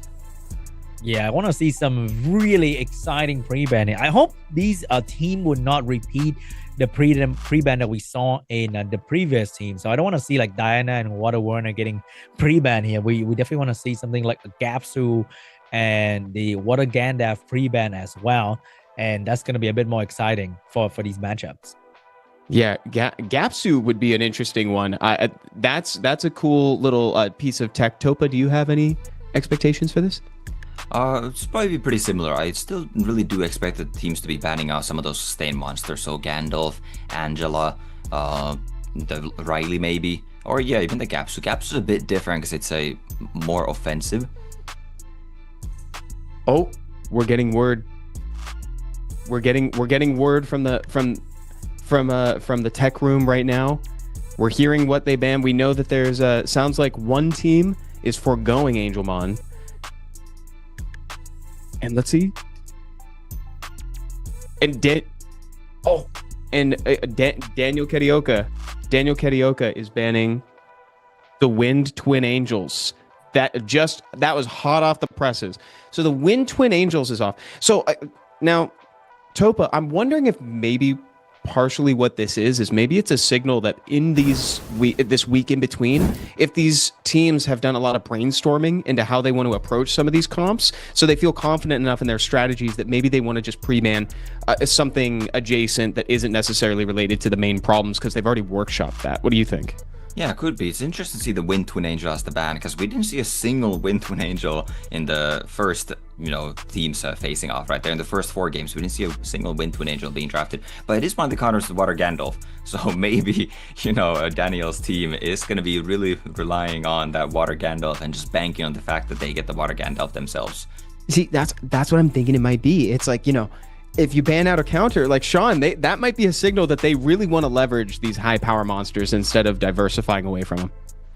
That's definitely true. And if Water Gandalf make it back to the field, I think Gapso is still going to be a very prevalent monster to be drafted here because he thrives on enemy healing. And that is something that we kind of need in the next balance patch, maybe, is to have something that just thrive on enemy healing, buffing another Bulwark, another Gapso that getting buff into the meta, sort of. You said something that I thought was very interesting earlier. You were saying maybe a Nat 5 Lexi would be kind of cool. Oh, that would be insane. Like something that would just nerf healing as an aura across the board. And that would be very interesting to see. Yeah, I really like what you're getting at there. Might be something worth looking into. So here's skills over bills. So again, notably Topa, they actually just decided they don't want to take part in a pre-ban or anything like that. Now that does a couple things, and one of them is it kind of eliminates the possibility of even picking the wrong thing. So you're basically guaranteeing that you're not going to accidentally throw away a point in the pick ban.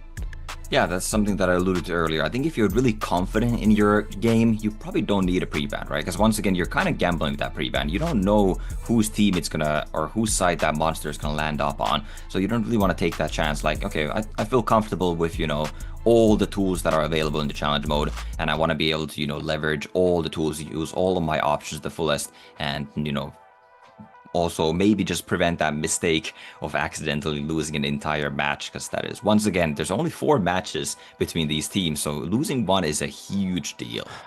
It is. Amadeus versus Pac-Man John is coming up here, and I couldn't help but notice that Skit Sons was looking really stressed there, Sean. They looked pretty locked in. Nah, they're just ready. Don't worry. They're just ready. They're just ready to go, man. Also, huge shout out to Com to us for having for sponsoring this tournament with the headphones that half these players are using. It's pretty crazy. I was like, wait, that looks familiar. Oh, that's the Artemare headset. Yeah. Use code Evan in the item shop. You know what I'm saying? Yeah, nice call out there, Sean. Yeah, and I use the mouse as well. I use the Artemio mouse at work. That's my work mouse too. Oh, you Here better we go, guys. Yeah, again. For folks who are folks joining late, best of 1. This is a lot more pressure than last week. You don't get to familiarize yourself with what your opponent's risk analysis is, like what their threshold for pressure is. You don't get to work around any of that stuff. You just got to show up and get the point for your team. Let's see if these guys have what it takes. I'm really excited to see how this new team is tackling this stuff because Topa, they probably did a lot of homework in between the week. Yeah, I would hope they did some homework. There's a lot of homework to be done in challenge mode. You can know the exact speeds, the resistances, the accuracies, even the damages of every single monster's mode. So there's a lot of preparation that could be done going into this. So hopefully they've got their spreadsheets open on the side. They're chatting. Here we go. Now there's some laughter on the side of Skit Sons. Amadeus versus Pac-Man John. Sean and Topa, take it away, guys. It is finally on the right side. I'm so happy I can actually understand what's going on right now. So this time we are seeing the Wind Twin Angel on the side of Amadeus. Ooh, so they kind of just banned one of their unit right off the bat for their drafting. But we can see the Water Gojo back on the field right there. So maybe that's going to get picked up. Yeah, that's the exact case, right? It was Skit Sons, Amadeus' team here that chose to ban out that Wind Twin Angels, and now they won't be able to utilize it. But as you mentioned, that Water Burner is once again available, and he is going to be in full force as we saw him make some waves last week in the tournament. It's kind of funny that we have the Gapso getting first pick right there. Probably just trying to tell the enemy that I know you have the Water Gandalf. Let's not do that today. knows that the opposing team has the healers, as you know, he doesn't see that Water Gandalf in his own box. Just taking that Gandalf, a very strong healer option, does also provide that damage. Now pairing him with that Eretion and a Heigang, so going for double AoE buff removers. But looking at Pac-Man John's box here, I don't see any sort of AoE monsters that he would really take a lot of advantage of utilizing those monsters. Oh, we got a bruiser, but in a different way coming out from Amo right there. Actually leaving the Water Gandalf to last pick, because what is scarier than Water Gandalf first pick is Water Gandalf last pick. Oh, there it is. The last pick getting locked in, especially when you're the most vulnerable to this kind of thing. So both sides have strong shield, they have strong heal, but I think Pac-Man is kind of lacking in damage if you ban out a Diana. I was seeing the exact same thing. If that Diana gets banned out, there's not a whole lot of damage. There is attack buff, but nothing really scales too well off that. And once again, this Eretion is built on 0 additional damage artifacts, so he really does not do any damage. And Ammo on the other side will have healing either way. He will have a Gandalf or an Angela. The Angela is making it through the draft, so he will have some sort of healing to sustain these damage dealers that he has. But interestingly, the Dyna is let through. Oh, the Dyna is through indeed. The unit that cost Stay Hive the game is now making its first appearance in Pac-Man's team. So less healer, faster game, bigger damage. We like that here. We do. This game is definitely going to be expedited by those bans right there, but it might come back to bite Ammo here, you know, not banning out that damage dealer. All right, first one belongs to Erection, and he has the AoE strip going. He is going to drop the AoE strip on the enemy team, and he is going to get a beautiful Despair Stun on none other than the Fire unit, who is least likely to be Despair Stunned by this unit. And also getting a full team buff remover right there, also getting that 15% true damage, but that is just going to be healed up by an Angela skill too, so it's not going to be that big of a issue here. But what is going to be an issue is this Gapsu actually opted to not use the skill 2 there. That skill 2 would do a lot of damage to a high defense, low HP monster, such as this Gojo, that now gets a violent proc already on turn 1. Oh, big damage already, but Dyna is drafted, and she can directly counter the Water Gojo here with her own big damage, but she can't transform the turn 1 just yet. Beautiful stun onto the Shahad, stopping him from locking the Dyna down with the 2-turn silence. Yeah, Pac-Man John wisely reading the attack part right there, knowing that he cannot transform this Dyna, as the Shahad would have cut it and could have silenced and kept it in that form. Right now, the Despair Stuns are coming through, and the Shahad is not taking any turns. The Werner trying to stun the Dyna to keep some pressure off Ammo's back, but more stuns are raining down. And Dyna was buffed in the recent balance patch to allow her to dodge without the need to strip any buff, and she managed to land 1 dodge right there. The dodge chance is actually not 100% if I remember correctly.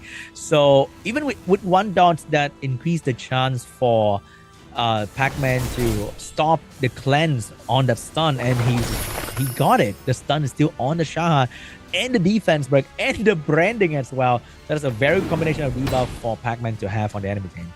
Yeah, but just stacking all those debuffs right there. Angela only cleansing 2 debuffs her passive, doesn't get a violent proc there. Ammo now has to stun this Dyna. It does not get the stun. With a defense break and a branding sitting on top of Shahad, and this Dyna is going to hurt. Can the Carnal maybe violent proc out of the stun? It would be out of the glancing as well, but does not get the additional turn there. Dyna is looking to snipe the Shahad, and I think at this moment Ammo is probably regretting his ban. Oh, here we go. Huge damage coming out very, very soon. A defense break and branding. Dyna going in. Huge damage. Even with an unfortunate additional turn right there, that is still more than enough to finish off the Shahad. And she might even send a stun to someone else, but she went for the finishing move instead. Yeah, opposite played safe right there, as the Gojo does have skill too, and Angela was moving in front, so had he actually not confirmed the kill right there, Angela would have saved the Shahad, so wise to confirm the kill right there. As we saw, it probably cost him Mendy out of that game 1, so really gotta confirm those kills, and now Ammo is definitely on the back foot. He is getting some decent AoE damage with this Werner in here, but it might not be enough as the Dyna is taking another turn and a lot of damage coming through. And funny enough, that Kara has not taken a single meaningful turn right there. 1 Despair Stun after another skill 1 stun. He is just not moving to stop this Dyna. And Dyna getting another stun onto the Water Gojo. This unit was pre-banned in the previous round for a reason. That thing is doing so much work. Another despair stun coming out.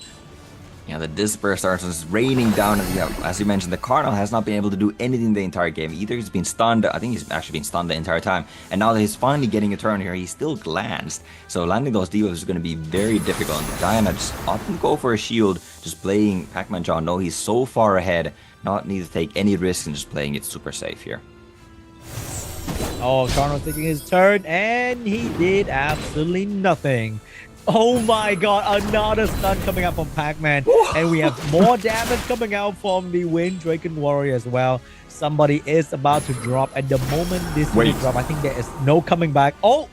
What? Oh, Pac-Man Joe was too excited. Oh, but he was rewarded. He was Wait, too what? excited, but he was rewarded with a quick little transformation violent proc right there. Wow. What did he do? He transformed when he didn't have skill 2 available. Then he violent proc to have the skill 2 available, but he didn't use the skill 2. He is just actually styling. He's doing that 360 no scope on ammo right now. He's just getting the style points in because he knows he has won this game. I think it's just being fair, I know I kind of got a very lucky proc right to save my life. So let me be fair and not hurt you in the process and hurt your emotion instead. Yeah, hurt the mental instead, they're doing mental warfare right here. Diana, is she going to transform this time? Maybe even use the skill 2? I can kill you at this moment, but I'll let you power up first. And he's doing like a Goku moment right there. It's kind of crazy. But there goes Diana with that skill 2 anyway. now. Just one-shotting the Angela off of the field right there. Diana being able to transform back in this pony form. And we see the emotes actually coming from Pac-Man John as well, as Ammo is left with just one lonely Cardinal who lands almost nothing even without glancing on it. Wow. Wow, there you go. Pac-Man John styling on his opponent, Dopa. Dude, that was... He did a trick shot. I don't know how... It was so funny. Oh my god, that was very funny. I couldn't believe he got himself into and then promptly out of that situation with Diana. But he was so firmly in control of that game, Sean. It's like, he could kind of do whatever towards the end. Actually, that was a beautiful game by Pac-Man John right there. He first did the gap, so forcing the Water Gandalf to be in position where he knows that he can actually ban that. And then we also had the Diana doing absolute Diana thing to the enemy. And there was really nothing that Angela could do. Angela, unfortunately, does not cleanse all debuff on the teammate and only cleanse 2. And just happened to cleanse the dot instead of the defense break. And you're absolutely cooked. It's super cool. Ammo's in chat. What's up, dude? Oh no. Bro, we're sorry, man. We're sorry about all that. Well played though by John. Definitely Topa, my favorite moment was like the Diana just kind of like spinning, when she didn't have the skill to just transform back after proc. Definitely interesting Diana plays right there, man. Interesting. I mean, even with that Diana style points right there, I think if the Diana was banned out, I think Ammo does win that match about 99% of the time. So I think that's kind of came down to the pick and ban phase. Or pick and ban with the bans there being, the Riley instead of the Diana. There wouldn't really have been enough damage, and Angela definitely could have sustained everything that Pac-Man John would have thrown out there. But alas, team Little Jenny, skills over builds, does take the first game there. Yeah, here we go, guys. Daniel Ketioka versus Orcut. We're getting into the next game here in this best of 1 series. Take it away, Topa and Sean. Oh, we're gonna Water Gojo here once again. But over there, we have the beautiful God Shield combination. Once again, the Wind Twin Angel is on the team that banned the Wind Twin Angel. So they're just playing this thing on hard mode, They're just being cool like that. Yeah, they really are. And it looks like the no pre-ban strategy for skills over builds is really paying off here, not banning your own monster. Maybe they would have banned out that Diana, right? And if they pre-banned the Diana, they probably would have lost that first game. And once again, they have Diana available on their side. So, you don't want to be taking that chance right there. But as we do get in this game, we are seeing a lot of that Water Werner once again. A lot of damage. And the Gapsu has kind of been the MVP of the day today, Sean. Yo, that is true. The Gapsu getting drafted right there, completely countering the Velajo in a way because Velajo skill 2 is free attack bar for Gapsu, and Gapsu damage goes right through Velajo. High defense as well. So that is looking really good. We got the Daniel Karioka going in with a lot of bruiser. So I wonder what Awkward is going to do. He has the Kumar, but Kumar was kind of a fraud in the last week, so I don't recommend going that, even though he might seem like a very good option with a strip and the Oblivion into these unit. We have the She-Ho getting picked up right there, and that is very, very scary. And last week there is also a Shizuka. Yeah, there's a couple options. Could also be going for a Bird Hell. There's at least that one AoE from the Chandra, and obviously, just having that extra attack bar that turns. What will also give you attack bar and extra turns is that Ragdoll, as Chandra skill 1 is an auto crit, Thessarian's built in 100 crit, but there's that Oblivion coming from Thessarian, and now Hey Gang being drafted by Derek Karioka. So kind of a strong team from a few metas ago with this Chandra, Velajo, no Cigar, and maybe no Hey Gang either. Going for a Chow instead. Oh, that Chow picked up right there to deal with the invincibility of the She-Ho to go straight into the damage. But I'm not sure that's going to be enough, though, because I think the Velajo is kind of being hard countered by a couple different units here. And without immunity and protection from the Velajo, Daniel team might not be providing enough sustain against Awkward. It's interesting to see that Daniel didn't go for that Gandalf at all in the end. Maybe just Gandalf not strong enough against the Gapsu and monsters like, although Gandalf was banned out last time, and now the Angela is being banned out, so a lot of the sustain from Daniel's side is gone, but also the Riley is banned out once again, so the biggest firm sustain is gone. If Daniel can set up a defense break into a Chow skill 2 here, that is going to be a lot of damage, and definitely is win condition here. Okay, guys, here we go. We have Ragdoll against Chow. Let's see which one is going to come on top. We know that the Shield is going to get the first turn. And as Toba mentioned, the Shield is built on very good damage. And we saw 2k per hit on that skill 2 right there. And the Velajo healing, once again, is a part-time healer. He's not focused on healing. So all that damage is going to stuck around for quite some time. It is, but the She-Ho is on a lot of damage, but what is not on is a lot of accuracy. Only 50% accuracy. So we saw the She-Ho is missing that stun on the Velajo.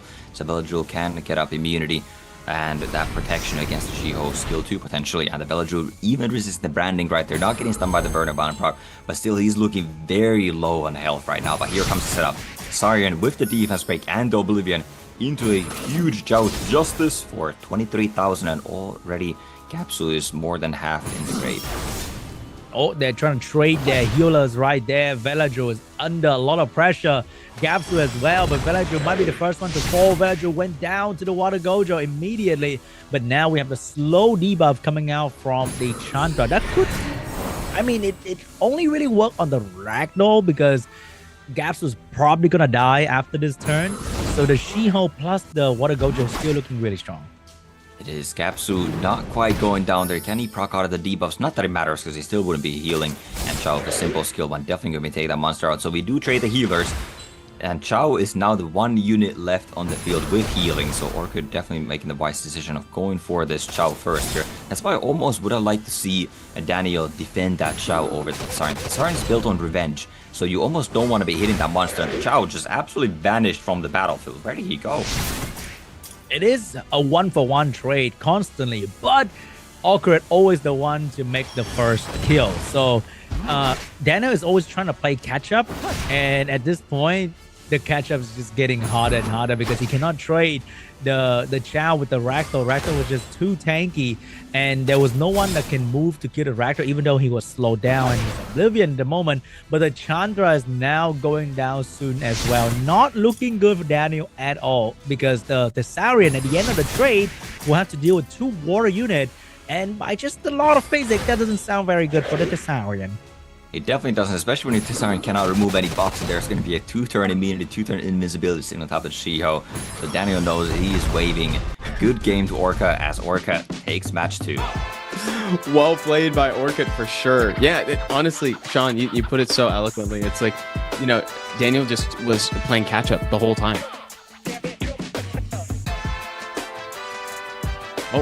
Oh. The music's going so hard there. Yeah, Topa, I really like what Orcut brought to the table. It was very, high damage and great targeting.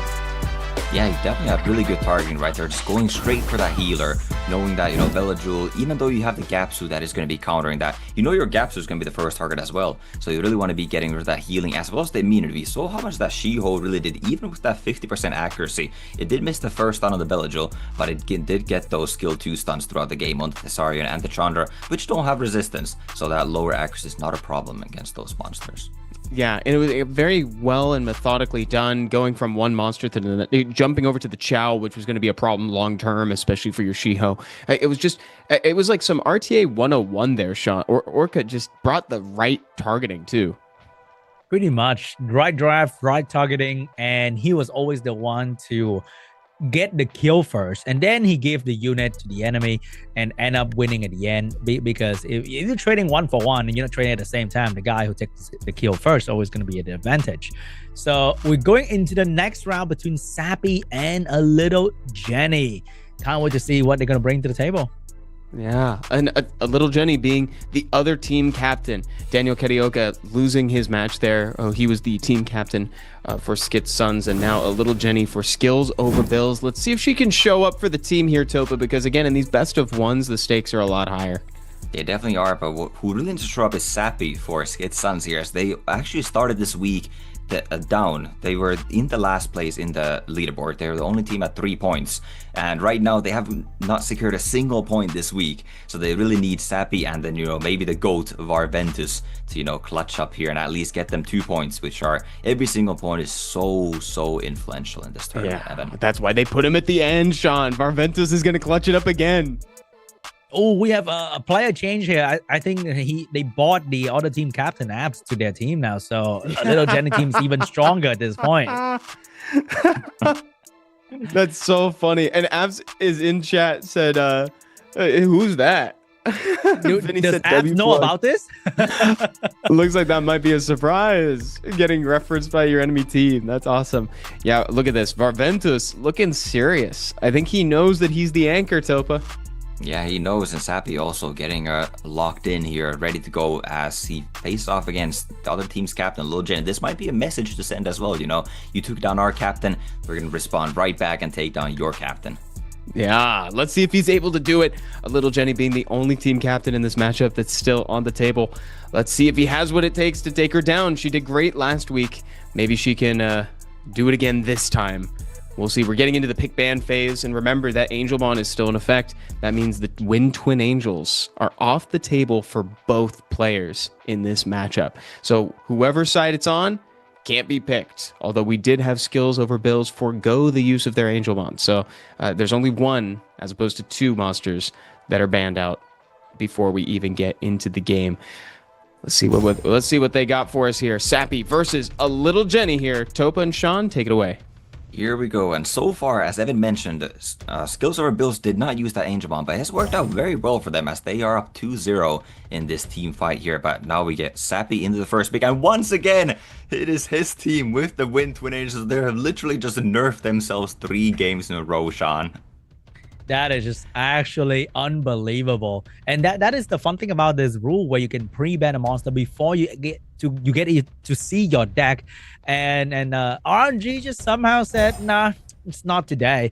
Dinah, being so strong, is being first pick in SeanB's team, and over there, little Jenny have the Water Gandalf and the Fire Megami. She chose that over 2 of the strongest LD5 in the game at the moment, right next to them. That is unreal. Yeah, that is crazy to see SeanB, picking up that Dyna that was maybe supposed to be a counter pick, but right now RNG has maybe screwed them over with that Wind Twins being on their team every single time. Maybe it's not going to screw them over with this Dyna pick.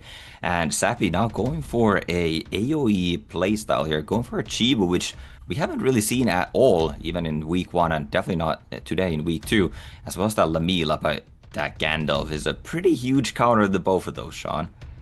Yeah, he's going AoE into anti-AoE, so SeanB is trying to really show little Jenny that he can play whatever he wants, though I'm not too sure about that play in particular. Little Jenny going with a Hagen to cover the Chiwu, and then we have the Dark Aragorn picked up. This guy is a monstrosity to deal with. It really is, and I mean, if you look at little Jenny's box here, that is quite oppressive, overpowered box in challenge mode, if you ask me.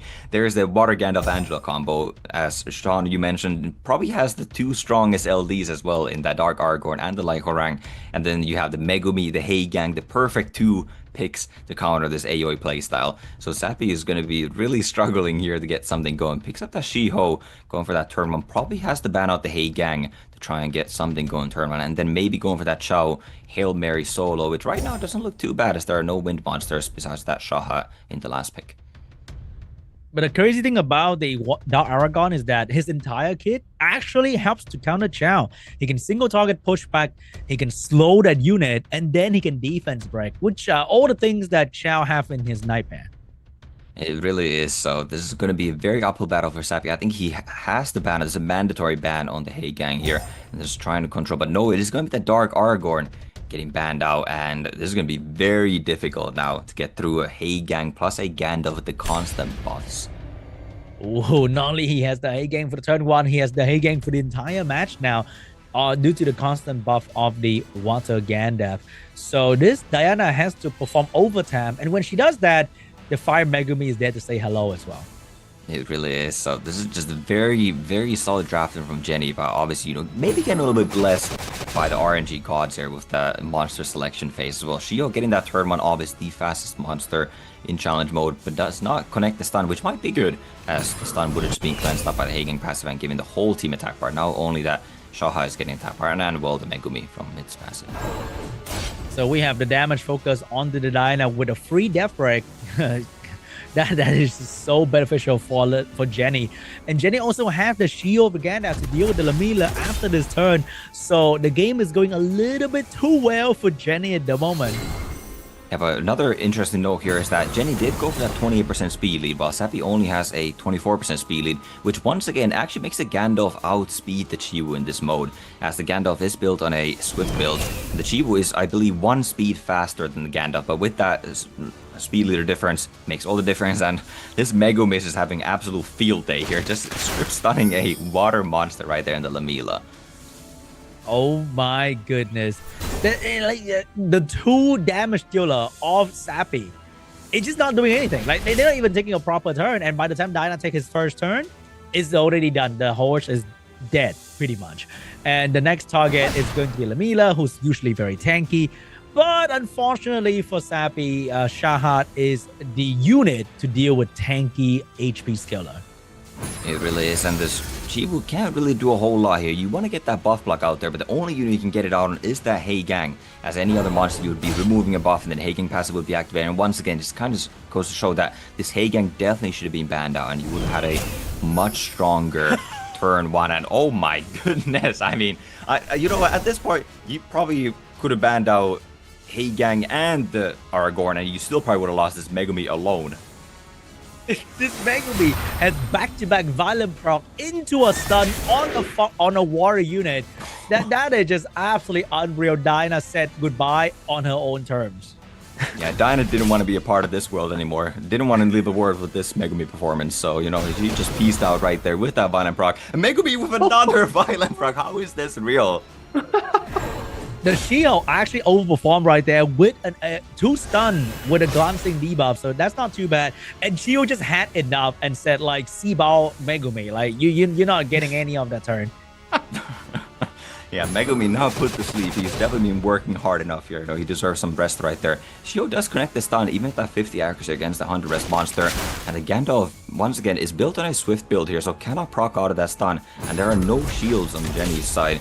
But, I mean, Sappy's team is just not lively enough. With that silence now landing on top of the Lamila, she never got a chance to use any skills here. Same for that Diana.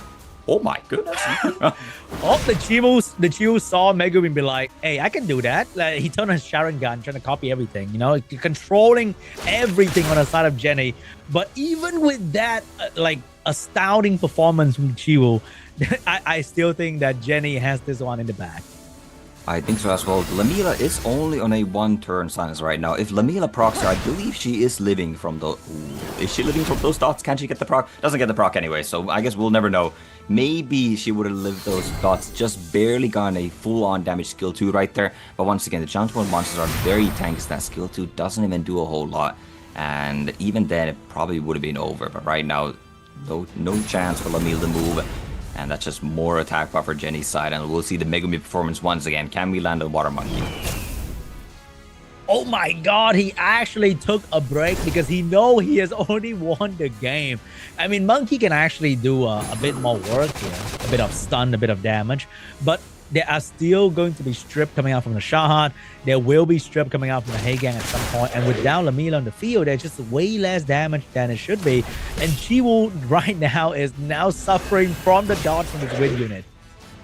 He is, and I mean, technically there is a chance with Shiho, right? You can get a perfect rotation just with that permanent skill 3. There are 2 buff movers on Jenny's side though, so it's going to be very difficult to keep those buffs and the protection up on Shiho. But it's not an impossibility. If Megumi can violent proc every turn, stun pushback off element every turn, maybe, just maybe Shiho can, you know, get a full team stun here and stay permanently protected in this match. Yeah, maybe if Shiho can clone himself another 2 Shiho on the field, maybe he has a shot. But looking like that Shiho is about to get chopped down by the Shahad right here. And, oh, dodge the silence. But does he really have a shot? Really now? He does not. Let's be real here. Shiho, you know, he's going to get the skill 3. He can't even stun a monster here because he's going to be buff removing. And then the Hagang passive is there once again being very annoying. And Shiho just about... Oh my, he almost just died to the reflect damage right there. And with the protection, he is buying a bit of time. He's just like watching his own death at the moment. But Hagang said hello, and that might be the end of the protection coming out from the Shiho. And Sappy is gonna go down to Jenny in your area. Wow. Jenny had... she had a lot going for her. First of all, she put Sappy in between a Hagang and a hard place Topa in the pick ban phase. Like having to choose between the Hagang, the Dark Aragorn, and more, that was pretty tough. And then you couple that with a Megumi that is really trying to win the game for you, and that's a tough game to come back from, bro. Oh yeah, for sure. That Megumi was working overtime. You know, he took a nap in the match too, and still came back to work, and you know, just performed extraordinarily well right there. And yeah, Jenny was really you know, just blessed on all angles right there. She got a very good box right there. Sappy was already kind of on the back foot, I feel like. Once again, you know, only Sappy's monster was banned out right there. There was only the Wind Twin that was banned out, so he didn't even have all these options, while Jenny had a plethora with that double LD fight there as well, having 2 of the strongest LDs. That was going to be always just an incredibly difficult matchup. For real. Sean, was that like the God comp? No, that was the God RNG at work as well. That Megumi just does not stop. Yeah, but dude. we also might be seeing our first 4-0 ever. First clean sweep.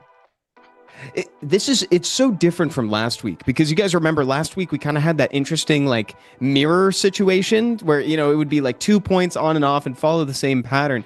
This could potentially be a sweep. However, we know that Varventus he's been put at the end of a bracket before, and he's turned out great results. Now, he's really locking in here because this is the most important time for his team, and it's best of 1 today, guys. Here we go. Varventus versus Amante Bandido. Topa and Sean, take it away. Here we go. Last match between Skid Sons and Skills or Bills here, and Varventus really needs to come through with a first pick, killing Slasher, the wins Zenitsu here, getting drafted right away, going for that damage that as he did last week as well. But that's crazy though. Like nobody draft this guy first, like ever in any strategy. Like he just him for doing that. That's crazy. He really is, and he really needs to be him. Looking at, you know, the options available on Bandido's side, he has the God, Gandalf, Angela combo, and then you also have a Ragdoll when you're playing this many monsters in the Killing Slasher, as well as a Dark Monkey, just, you know, because why not? Meanwhile, Varventus LDs are the Legolas, which actually could pair pretty well with the Killing Slasher, right? You get 6 hits with that skill 2 on the Killing Slasher. That is 60% attack bar for Legolas, and then a patter, you know, if that Dark Monkey does show up, may be able to counter that a little bit. Oh, Viventus going in with a mid-range approach here. We got a bit of turn one, a bit of turn two, but over there, Amanti also has a lot of different options. He has the Dark Monkey and he has the She-Hulk that if you want to pick up right there, it could be a very strong all-monkey business team for him. It really could be, but what he does not have available is that Wind Twin. Finally, in the last game, game 4, that Wind Twin pre-ban is landing on the side that, or on the opposing side from whoever banned it, and it won't be available. But, you know, they have the Gandalf anyway, so probably wouldn't pick Wind Twin either way. And we see now the Gandalf Angela prophecy being fulfilled here. Oh my god, the double shielder into the double monkeys. His team looking really, really strong here. Let's see what Viventus can do. He doesn't have a lot of option. Lamela is off the field. Dance might not work too well due to the cleansing that's happening. Maybe he might have to lock in the light Legolas, just going raw damage into this. That is definitely an option, but I would have said that I probably personally would have picked these exact 2 monsters myself. The Vertihile, just for the turn cycling, trying to outpace the slow-ish team from a Bandito side and then getting the protection from the Patter. Patter is also built on a pretty high damage set here. It is 100 crit with a crit damage slot 4. So that skill 2 on defense break can do about 26,000 damage. Wow, he even knows the exact 26,000 number. That's crazy. So here we go. We got a Chow last pick here. Evan is probably shaking his boots seeing the Chow last pick. That's probably going to stay in the match as well. I definitely would. I don't understand this Chow last pick, if I'm going to be completely honest. We had the first pick, Wind Killing Slasher. I mean, that is like the counter to Chow in this mode. And then we see the Patter with incredible damage on that skill 2 as well. So even if the Killing Slasher is banned out, there's an off chance defense break coming from the Megumi. And then into the Patter could definitely take it out. But it is still being respected. Chow is actually banned out. But hey, it's Viventus. You never know, right? You cannot question his draft. You cannot understand that. So we have not a whole lot of damage from Viventus, and we have a lot of healing on Amanti. But Viventus does have the attack bar advantage, I think, with a lot of attack bar gaining mechanic over there. It is also important to note that Viventus is all single target here. With the ban on the Killing Slasher, the only like pseudo AO with that skill too, it is all single targets now on Viventus side.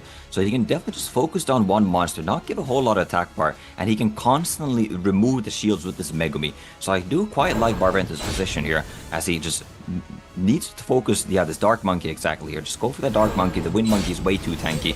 You just get those defense breaks, remove the shields every time, not giving the Gandalf enough attack bar, and eventually you can get that defense break into a Patter skill 2 for the kill. Oh, good damage, eat the stun, and he's at a very vulnerable position right there. But the good thing is there is going to be a Riley, there is going to be a Vert, so the defense break is gone, and he's about to get a turn to cleanse himself off the stun as well.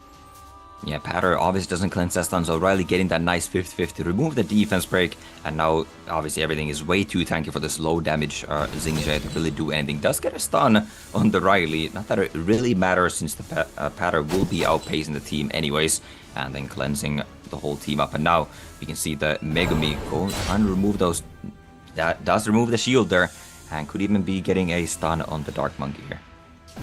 Yeah, this is definitely gonna be one of those games where they take it to like 50% up, because both teams have heavy shielder and cleanser, and even with this Fire Megami working overtime, removing the buff from the Dark Monkey is getting reapplied as quickly as it was removed. Yeah, definitely is. We need to take this game a bit longer. Patter doesn't scale incredibly well in the late game. His skill 2 damage is actually based on his max health as opposed to defense like the Tyrannus and Abelio are. But still, with the defense break, the HP is also going to be going down. So, like, proportional, percentage-wise, you're probably still doing about the same damage with the Patter skill 2. And now you might have a chance here with the skill 1 defense break. Actually, all the attack bars are too high for skill 1 to do a whole lot here. Alright, we got the pushback. We didn't get the stun right there, but we're going to shield reapply. We got the Angela moving to the heal and cleanse. They are both trying to find a very small window, especially with Fire Megami doing only 1 turn defense break. The window is even tighter than usual. It really is. Viventus is wisely staying in the bear form here. He might actually have the opportunity here, as Vertihile is going to boost the entire, or should boost the team in front of Amante Bandito's team. Actually, Gandalf might be able to sneak in there, being on the Swift build and having the speed lead. It's like both players are trying to squeeze this very thread through a needle, and they're just failing. But like both teams are just doing that, and they're just failing constantly. Nobody can find a window to do absolutely anything. But maybe right here, the Fire Megumi can put a stop to that. But nah, they didn't even land an attack break. Tried right there. You see Varven to shake his head. Does not get any defense. Obviously was looking for that defense break in the patter. Big skill 2 damage, but now the patter is actually going to be exposed here. He's without immunity in the bear form, means he can be stunned up. Riley still has immunity, so Riley can likely protect the team here. Yep, does have skill 2 available, so can protect the team from the Dark Monkey. Oh, we got a bit of immunity. We got a little bit of shielding as well. We got the Verd moving, but once again, nothing's really happening, right, Topa?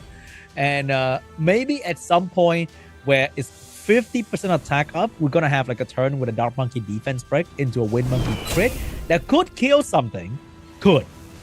It could, and this might be somewhat of a window here. It does use the skill 3, but it's only 2 fire monsters. So having a Wind Monkey follow up on 2 fire monsters is probably not the most ideal situation here.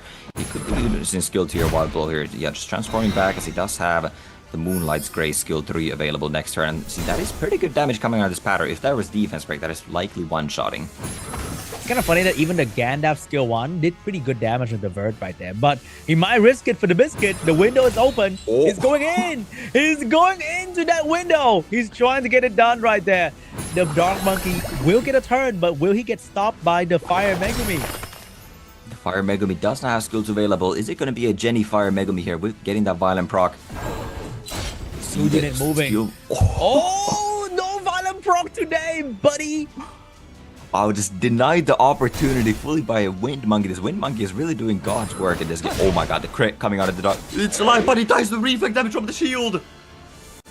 That is wild. The window opened and Amanti said, I'm diving in, baby. He took out the Verd, and that just swung the whole momentum of this match because Varventus was keeping the enemy team in check with the Verd, but now without the Verd, he lost damage, he lost momentum, he lost the attack bar gain.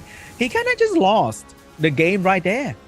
Yeah, it's going to be very difficult to come back from this. Now it's going to be just exponentially more difficult to set up this window for Varventus here, getting that defense break into the patter skill 2, but he might actually be getting a chance here now. As Amanta is now focusing the Megumi, so now boosting the Megumi in front of the patter here might be a slight window here. I think the patter is just a bit too far behind on the attack bar to follow up properly here. I'm curious, what is the accuracy of this Wind Monkey? It's landing stuff on the Riley like I've never seen before.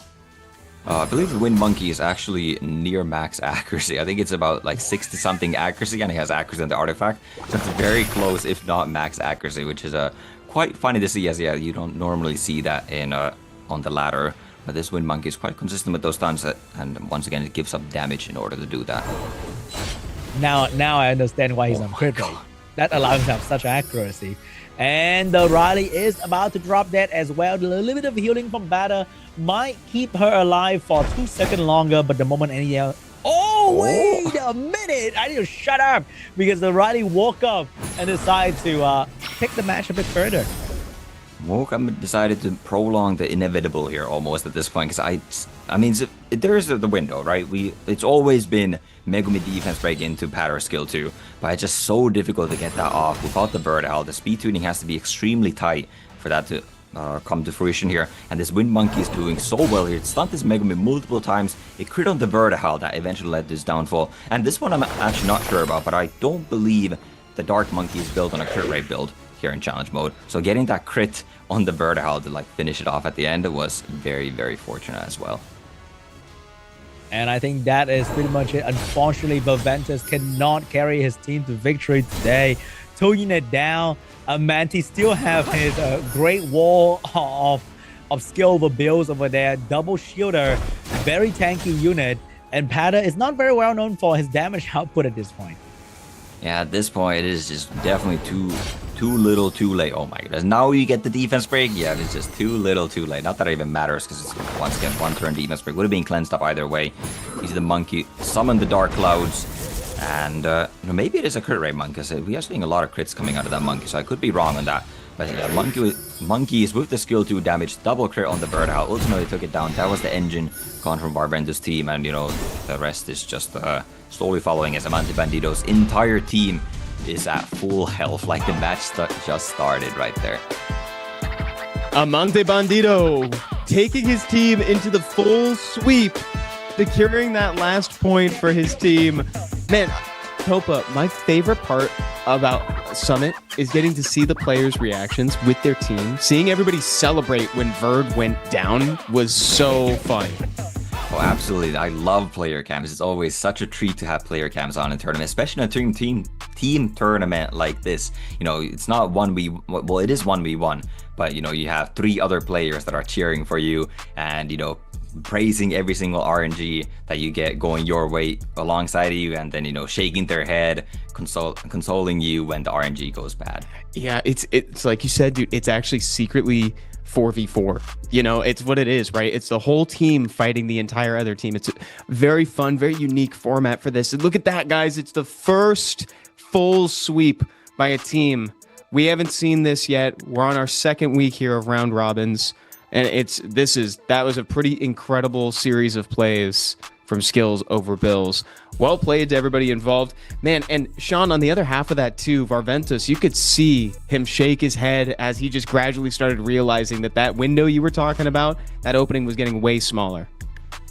Yeah, it was, to me, it was close immediately the moment Verd go down, because that was the unit that enabled pretty much everything that Varventus trying to do right there. And the moment the Verd go down, it is pretty much over. And skill over Bill, look at that. 4 points for skill over Bill. And the first team ever in this tournament to clean sweep the entire enemy team, not giving up a single point. That is beautiful. And just like that, they tied it up. They're tied for first in the rankings with Chaos for 8 points total. And so now you can see all the remaining teams that are still there. We have yet to see Banana Boys and Good Luck have fun as well. And guys, we still have another matchup to go today as well. So this leaderboard will still shift as the day goes on. We have more games. That was great, Topa. I really did enjoy that one. It went long, but it was really fun watching that exchange. Yeah, that was really good. Really good place there, and you know, very well done the Skills of our Bills once again. They denied any points from the Skid Suns right there, and that is just going to hurt them so bad as they're still sitting at 3.7.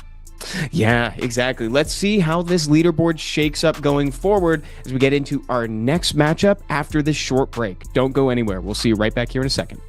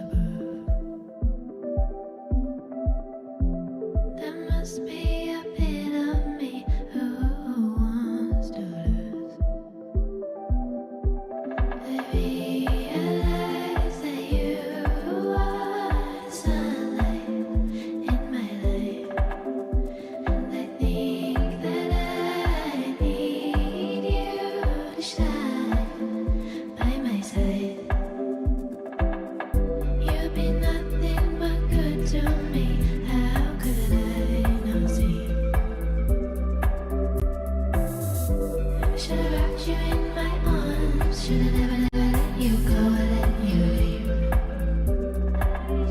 I realize that you are sunlight in my life, and I think that I need you to shine by my side.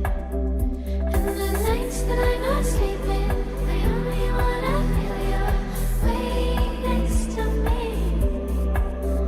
And the beats my heart is skipping, maybe 'cause I'm missing when you awaken me.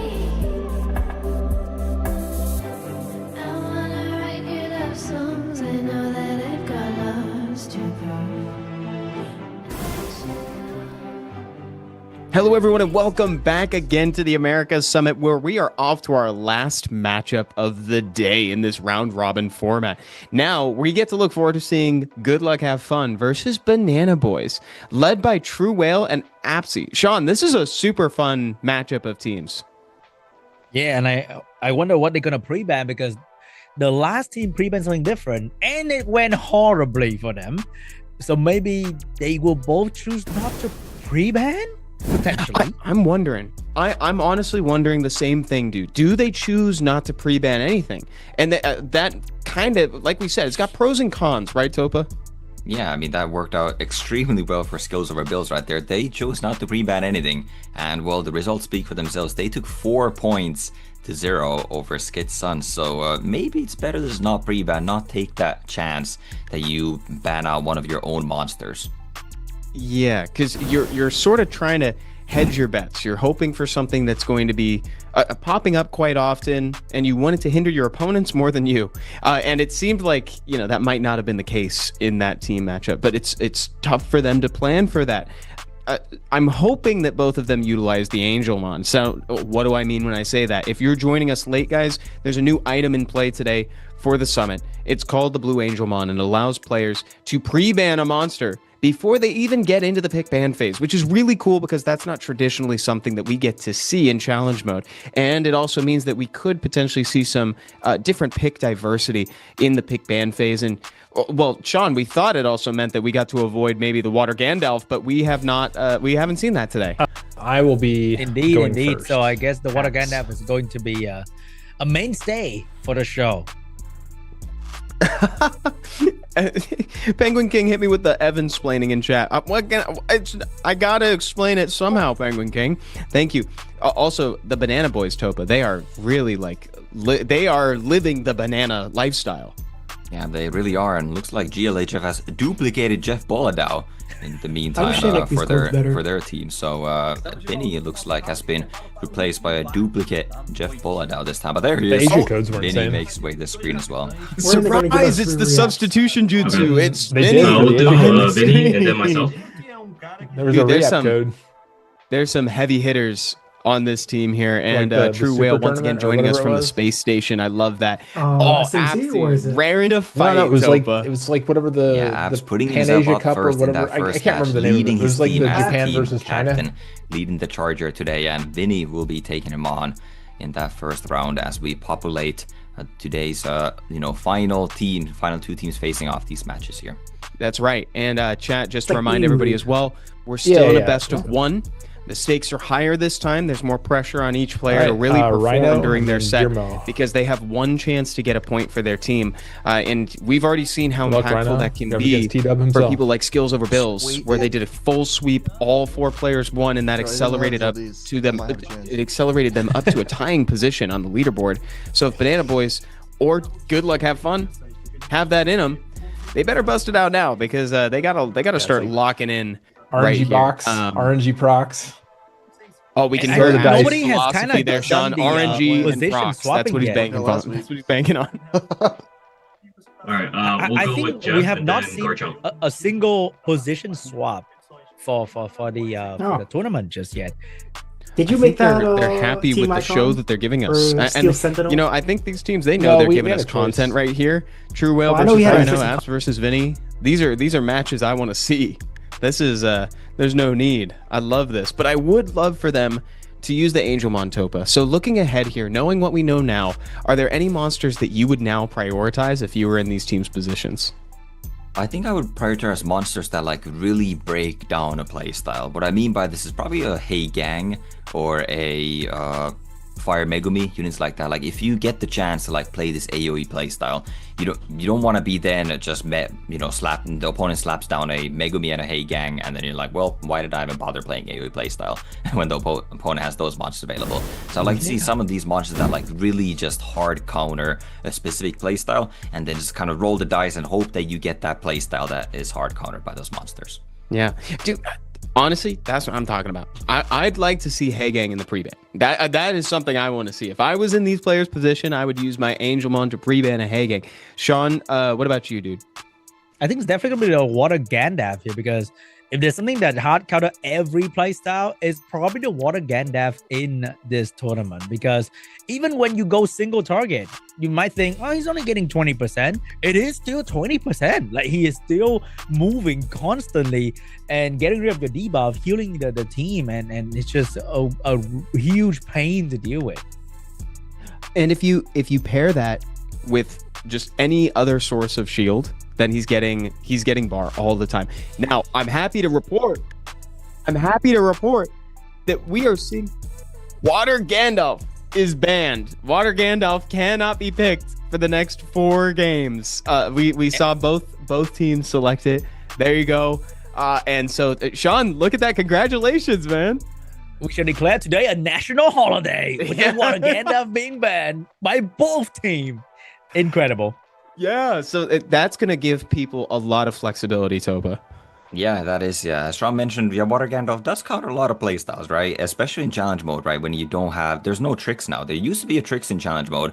There's no like buff blocking monsters other than Chiwu skill too, but we saw just how well that went for Sappy, in that match. Like using Chiwu, one of the only people that have like used Chiwu throughout the entire tournament. Just not really enough. So there's no Fire Legolas, right? That's been used a lot in the ladder. So in the ladder, people have like kind of started to figure out Water Gandalf, but in challenge mode, he is still definitely a beast, even on that Swift set. It's tough, man.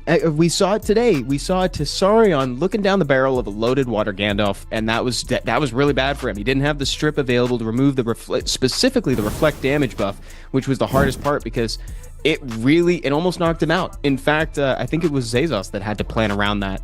I think it was that game. Tails never Penguin fails. King's killing me in the chat right now. Thank you, Penguin King. Yeah, and there's a look at the Banana Boys versus Good Luck, Have Fun. These players are about to show down in the last matchup, make that picture, and they won't have to worry about one of the biggest thorns I meant in like all in these some of players' them, it should be a sides Summoners now that War they've Banana. utilized the Angelmon, because again, they are incentivized to use it if they want to, because it's use it or lose it, chat. The Angelmons do not carry over across weeks. So Vinny versus Apps. This is going to be a fun one, Tofa. Oh yeah, this is our 2 like English-speaking captain teams facing off. So maybe they even had some sort of gentleman's agreement right there. Let's just have a Water Gandalf-less match, right? Like both teams, well, by chance, I suppose, banned out the Water Gandalf right there. So maybe they're thinking on the same wavelength here. Just don't really want to deal with that nuisance, and we'll have this is definitely going to be changing up the meta in the challenge mode here, not having to see that Water Gandalf in these games. Yeah, it might give them the opportunity to play a little faster, be a little bit more aggressive. Sean, what do you think? But there is going to be the free-to-play, and not free-to-play, the budget Water Gandalf, the win pudding is still on the field, and we also Diana to combo with that as well for Abzy. So let's see if he's going to pick that up. All right, here we go. Vinny versus Apps. Guys, take it away. Vinny is the one going to be penalized by this Water Gandalf ban here, as he has it available in his box, but obviously not able to utilize that monster. But what he does have available is arguably the strongest combo in G3 RTA right now, is that Erechion with the Solvarg, usually paired with an Escher that he doesn't have available this time, unfortunately. And App's going for my MVP of the day, that Dark Gapsu, Dark Fat Man. All right, we got the counter to the AoE playstyle. We got the Fire Megumi and something that can't be pushed back. The Water Gojo against Vinny, looking like a very appropriate counter draft coming out from Apps. So Vinny does have the Maximilian into a Vert or Amelia to tunnel straight into more damage here, but he's gonna go with a Hagang in this draft. I don't really like the Hagang in this position though, because he's not exactly countering too much, and he kind of leaves your team with less damage overall. Yeah, this once again, you mentioned this earlier. You actually know, Vinny, you have the Hay Gang yourself, so you're not worried about fighting the Hay Gang. But you also have a Triton and an Achieva available, so you probably would have been better off picking one of those other AoE buff removers. He does pick up the Hay Gang though, as it does protect him against this Megumi turn 1, right? Like, at least Megumi cannot be stunning anything turn 1, but you're not really getting a whole lot of value, like sustained value throughout the match from this Hagen. The passive does give it a little bit of attack bar. And interesting that App's now going for a Fire Paul and a Diana, really just trying to counter that AO playstyle. Also going for the Swift unit in the Fire Paul, knowing that it will outspeed Vinny's team, and opting just forego his LD options here. Oh, and he's locked in that heavy damage output unit, Lamila, but there is a Diana over there, and potentially the Fire Paw is going to outspeed Vinny's team. That will potentially one-shot the Maximilian, would have the Gapsu as well. So Abzi counterplay to Vinny is looking very appropriate and good at the moment. Yeah, I think if you're Vinny, you probably have to ban out that Fire Paw here.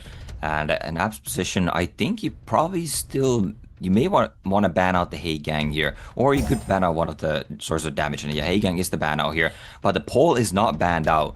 I believe that even without a speed lead, the Pole will outspeed here. I'm not 100% sure on this, but 33% speed lead on Vinny's side. We'll see who takes the turn 1 here. Oh, Topa did not do the homework far enough into this one. He forgot to account for this exact vulnerability. But the Pole still outspeed, as Topa mentioned. And the Maxi completely got destroyed by the combination of damage into a violent proc. A stun the unit that is about to do the counter control. So looking really good for Abdi at the moment. Really good. This AoE is going to give the Diana attack bar as well, so shields will be coming out, protecting Ab's team further. Violent proc now on the horse as well. Not getting the stun this time, as the Lamila is also built on 100 res in this mode. Going for the AoE now, does get the full team provoke and the Violent proc on Vinny's side, with the Soulvark now looking to apply even more control. Unfortunately for Vinny, this Diana was exactly what he's scared of. This shield is taking a lot of damage away from Vinny, and another stun coming out, and somehow there's another provoke coming out on top of that as well.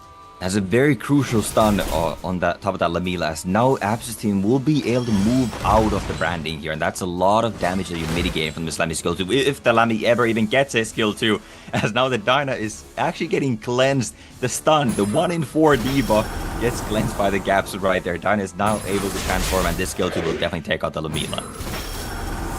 And the RNG is so good that even his teammate is not believing in what he's seeing in turn on his team right now. Unbelievable performance coming out from the Water Gojo, the MVP of the day once again. Another stun coming out from this Water Gojo. These Dragon Warrior are just not doing it for Vinny. Yeah, there's no way these Dracon Warriors are doing it. Once again, they don't have all the additional damage that is required, and what this Gojo has is the additional damage paired with the violent procs. Even with these stuns, the Diana getting another violent proc as well. Abs is really setting the tone for his team right here. All of those procs and taking the game 1. Oh my god. That Water Gojo looking lore accurate, Sean. That was, that was a crazy series of plays. That was wild. Congratulations to Abs. Man, Topa, he said that he wanted procs and RNG, and you know what? He got a little bit of that in there too. Yeah, he definitely did, but that was also very well drafted by Apps. I mean, he almost won the game in turn 1, right? Like, Apps, I guess, did more homework than I did, right? I was unsure if the Pole would outspeed. I thought it would, but Apps was sure that it would. And that Pole did outspeed, take out the Maxi turn 1, and, I mean, the game was arguably over after that turn 1. I think it was. I think it was. Abs did such a good job with that, setting up the Paul so that it could snipe out a unit right at the beginning. That was so cool, Sean, because we haven't really seen a lot of snipe comps emerge in the summit so far. And that is why we don't get to see the Water Ganda in the field, which means more aggressive team showed up and damaged straight into a unit. And snipe is a very valid strategy in Summoners War still for RTA, because the moment you turn the game into a 3v4 in a 4v4 match, you are way ahead of the enemy. Oh my goodness, and quick like it. Look at that. True Whale versus Rhino. We are already underway in the pick ban phase. Take it away, guys. And once again, it is Team GLHF being penalized by that Water Gandalf pre-ban. Truewill has it in his box, obviously does not have the option of playing that monster. So he goes for that Water Burner, which has been very, very strong throughout today's day. And somehow we're switching drafts, as now it is Rhino picking up the double Dracon Warriors.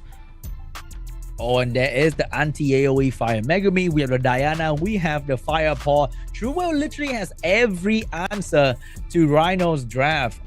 How the enemy did last time around. Yeah, we're literally just switching drafts here. Rhino also is the one that now has the Hey Gang available. There's no LDs in this battle, so won't have the Maximilian. But Truewill going for that Shiho as well. Rhino could be looking to pick up maybe the Hey Gang here to counter these constant buff removes paired with some sort of a buffer himself. Maybe a Shizuka here. I think the problem with the double Draken Warrior in challenge mode is that you either don't have the follow-up or you don't have the Yasha. So you're kind of lacking the things that make this combo really, really strong. And Rhino's going in with the Shizuka to deal with the Shiho and the Wind Zenitsu to provide the damage against the Water Gojo.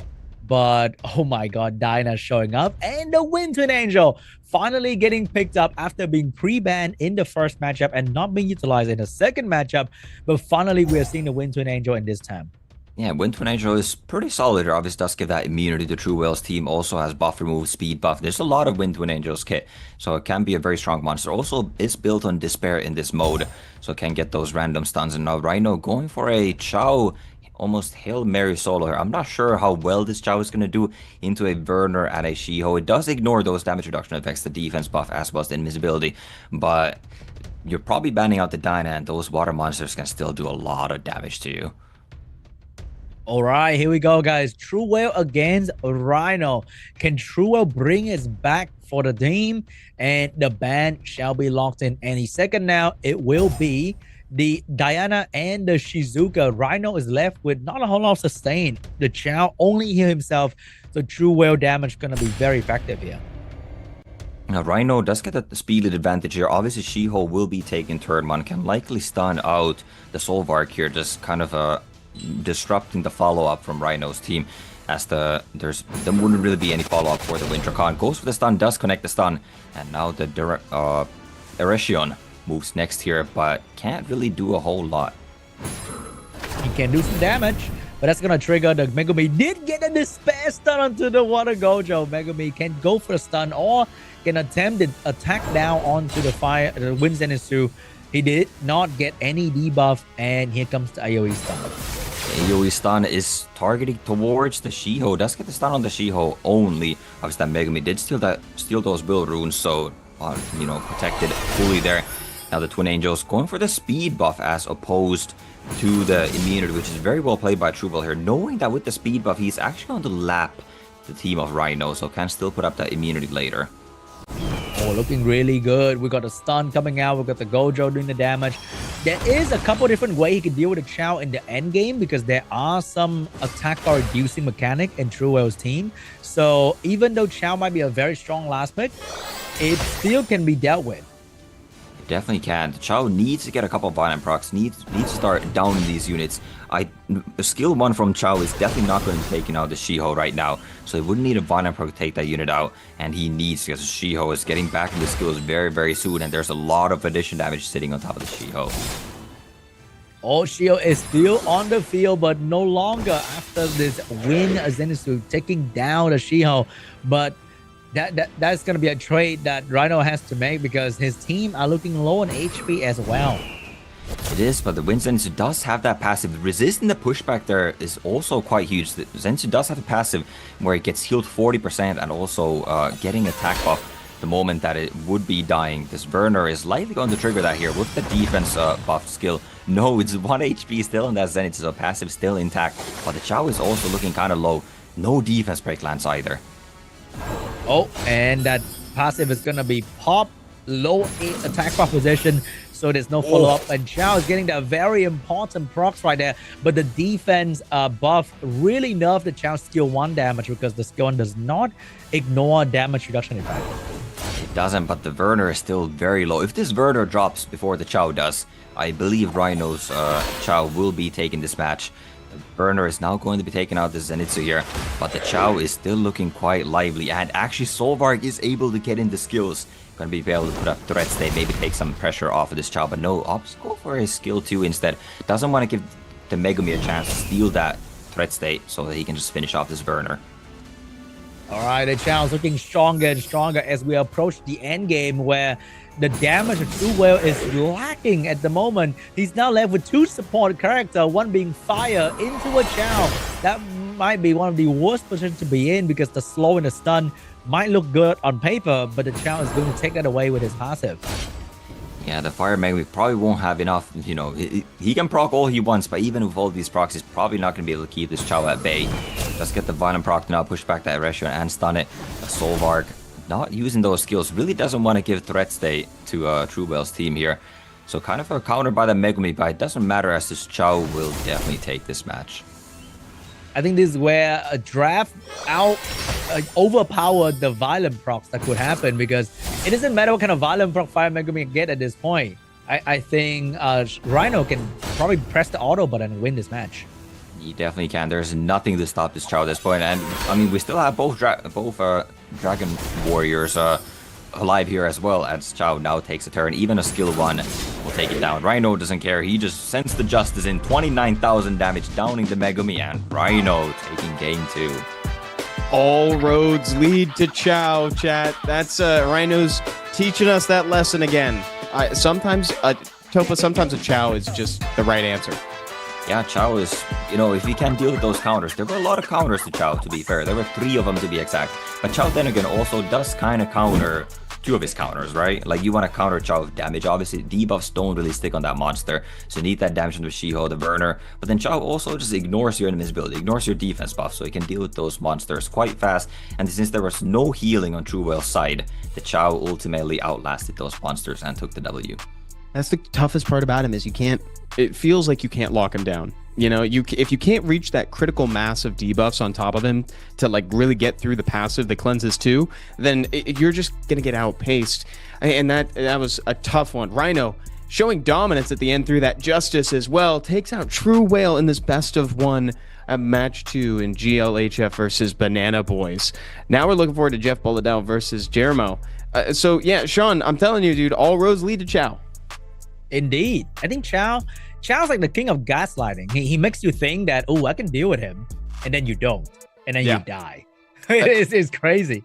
Exactly. I think it was Seishizo that said Chow's like the best in the pick ban phase, you know, most of the time. Turns out, specifically in challenge mode, he is also really great in the game as well.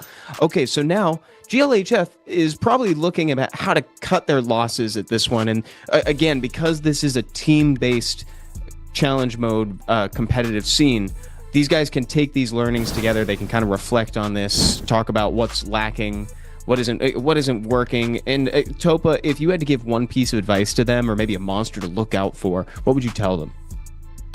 Man, it's gonna be, I mean, so difficult, right? Because the monster box changes every single time, right? So you really gotta be able to just be fluid, be adaptive, and, you know, just adapt the draft, adapt with what you have at hand.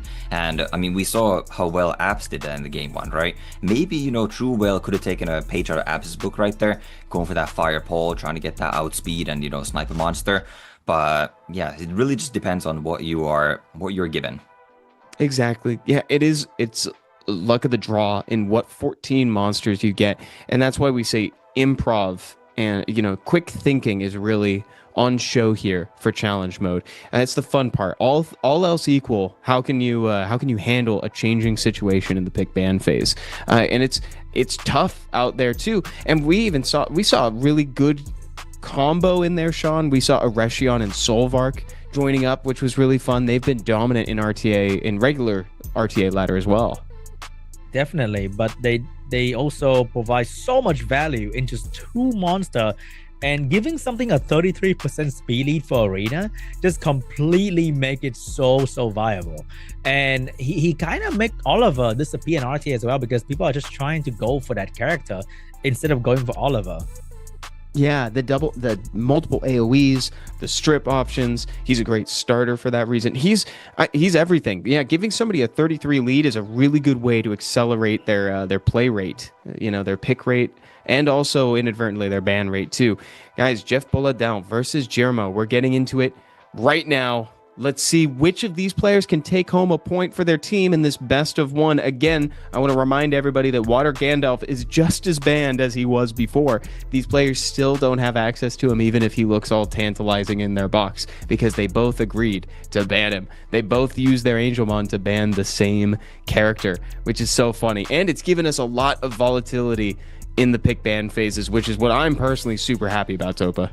Yeah, we've seen a lot faster games, that's for sure. We've been seeing a lot of damage being drafted, and it didn't work out well. I mean, even in the Vinny Apps matchup, right? Apps had a lot of damage himself, right? He had that snipe comp, so damage has really been the name of the game, and who kind of can get the jump on that damage.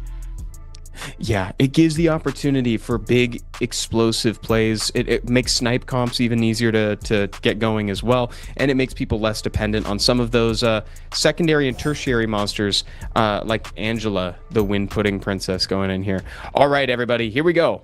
Jeff versus Jermo. Take it away, Topa and Sean. All right, we got a Dark Aragon on Jeff Boladell, and we have the Water Gojo getting first pick once again. And immediately for the other team, it is going to be the double Dragon Warrior. But there's no Dyna on the side of Jeff Boladell. He's locking drafts so fast, he exactly knows what he's doing.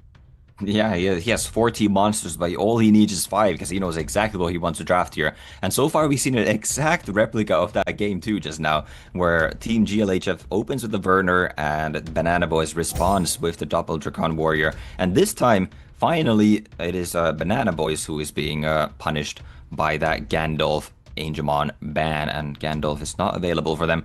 But Dermo going for this AoE playstyle, just fully committing once again, even though he has Hey Gang, Chiwu, as well as the Triton there, opts to go for the Hey Gang as his strip of choice. Oh, and over there we've got a Shizuka getting picked up here to steal all that AoE juiciness coming out from Dermo. And the last pick is going to be the Fire Paw that could easily outspeed your entire team, even with 33% speed lead. Yeah, we see Jeff Boladell was definitely taking notes from App's game, or even prior to that, knowing that Paul will be taking the turn 1, but Dermo knows that as well, so he probably might be banning out the Paul here, as we see what he runs as drafter. Probably just going for, I mean, he could honestly go Chow. Yeah, I was gonna say Chow looks pretty good when there's no wind monsters on the side of Jeff Boladell. All road lead to Chow indeed. Chow last pick looking really strong. I think that might have to be the ban. So the ban could probably go to the Chow and the Fire Paw.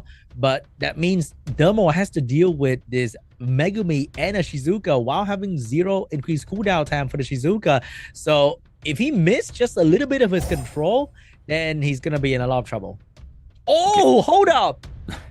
We see completely different bans here instead. It is the Werner being banned out. There might actually, you know what, I don't actually hate this. There's no squishy monsters on Dermo's side. He can definitely withstand the snipe here. The Paul is not going to do enough damage to kill anything here. And there's not that much follow-up. He can reset 1 monster here, or I suppose 2 since the Chow is off will. We'll see what the Megumi goes for. Goes for the AoE Stripper. So Jeff is going to be protected here for a little bit. So now he can reset that Erection. And actually just opts to go for the skill 2 for damage, knowing that the Erection is built on Despair and will therefore not be moving out of this stun here. Good play right there. He's saving that skill 3 for when the entire enemy team is exposed so that he can put AoE slow debuff on them, which is more effective than just putting it on the Chow and the already stunned Wind Dragon Warrior. So right now, both AoE units on the side of Dermo can take their turn, but it doesn't really mean they're going to do anything.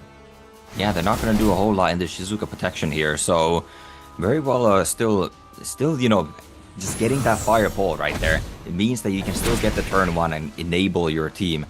He had just enough buff remove with that Megumi. Just that one is all he needed. All he needed was lock down the AoE buff remover from Dermo's side. And now all these AoEs, they are doing damage, and there are no heals on the side of Jeff Boladell, so that is still important because there is a Chow that might take the late game against his no healing comp.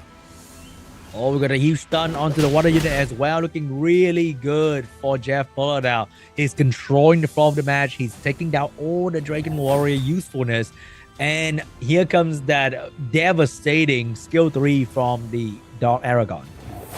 Shizuka also getting a nice violent proc, lowering those cooldowns, getting back into those skills sooner as this Aragorn now looking to get that 3-turn reset on everybody. And the slows are landing as well. That is going to be slowing down this Chao. And now with the violent proc of Megumi as well, he can look to push back and control even more monsters. I mean, that skill 3 is just like Changpeng Pro Max right there. 3 turn is extremely long, and you also have a slow debuff on top of some of these units having like almost no attack power, which means they're gonna be down there without their skill for such a long period of time, except for maybe Chao. Maybe Chao can do this. Yeah, this is really all eyes are on Chao right now. I mean, it's gonna be difficult. There's again not a whole lot of damage against Chao. If the Paul glances, Paul could just not glance his skill 3, and that then all of a sudden is going to be a lot of damage on the Chao, as well as all this cooldown reduction coming on top of this Dark Aragorn. It's going to be very nice to get those skills back online as fast as possible. All right, we're in crunch zone here. Chao is going to take away the Fire Megumi, but next turn, the skill 3 from Aragon is coming back, which means he's going to get that slow in the attack bar reset on the Chao. No death break. Oh, there is the death break! And there's another rain of debuff on this Chao. Remember, Chao cleanse only a couple debuff, not all of them, which means this could be the end of this unit. Will this glance? This is important right here. It does glance. Okay, so it does not get the extra damage right there. The Pole, once again, oh my goodness, but the Aragorn with the buff, the initial damage, that's almost going to one-shot the Chao with the attack buff on top of it and just zero the attack bar, and that is going to be game over. With the attack buff and the defense break, it is so much damage that Chao is nowhere near able to withstand all of that heat. And once again, it proved the words of the great sage Seixas, or Chao's only really good in the drafting phase, but when he makes it to the match, it's not looking so hard anymore. Yeah, Dark Aragorn was there, just truly showcased, you know, the brutal power of Dark Aragorn right there. Just so much, and ultimately got Jeff the win right there. So oppressive when it gets an AoE hit like that. Man, I am a huge fan of the way that Jeff played that. Topa, specifically the opener. I love the way he opened the game, and he also didn't panic in the pick ban phase either. You know, he had a plan going in. Take out a Region, take out Chao, win the game. Right, exactly. That opener from the pole was so clean still. That's why we still would have liked to see the ban on that pole. Just, you know, deny that. You have the 33% speed advantage, so you would have outsped Jeff Pollardale's team there had he not had that fire pole to, you know, boost that attack bar and therefore connect the entire team and kind of just, you know, shut down your one means of opening Jeff Pollardale's team. Yeah, and Sean, he did it all while snacking. Yeah, like he finished the enemy faster than he finished his snacks. That's crazy. Or just casually did it in his meal. He did. He made it look so casual, but he was making incredibly good and thought out decisions in there. Jeff is such a good player, man. It blows my mind every time to watch him. And honestly, Topa, I'm just glad that we got to see another snipe. Oh yeah, that was great. And I'm even more glad to see we got to see the Dark Aragorn, right? That's such a strong and cool monster. I mean, obviously it's a new monster too with this collaboration. And it's so great to see that skill 3 animation is peak as well. You know, super well done. Good. Oh my goodness, guys, look at this. We're going into our last game, our last matchup of the day here. Dark Garchomp versus Zexy here between Banana Boys, and good luck, have fun. Let's get into it, Topa and SeanB. All right, guys. First pick for Dark Garchomp, and he has the Dark Aragon to first pick, and he is going to lock in the Dark Aragon for Dark Garchomp. I don't hate that, and we see the Water Gandalf is on Zek's side. So actually, the Water Gandalf went pretty even, right?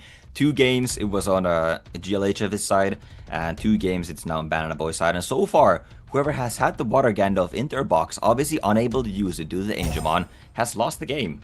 So we'll see if that trend continues here, or can Zex break the curses. Once again, we have seen every single game, the first 2 picks on the second pick player side has been the double Dracon Warrior.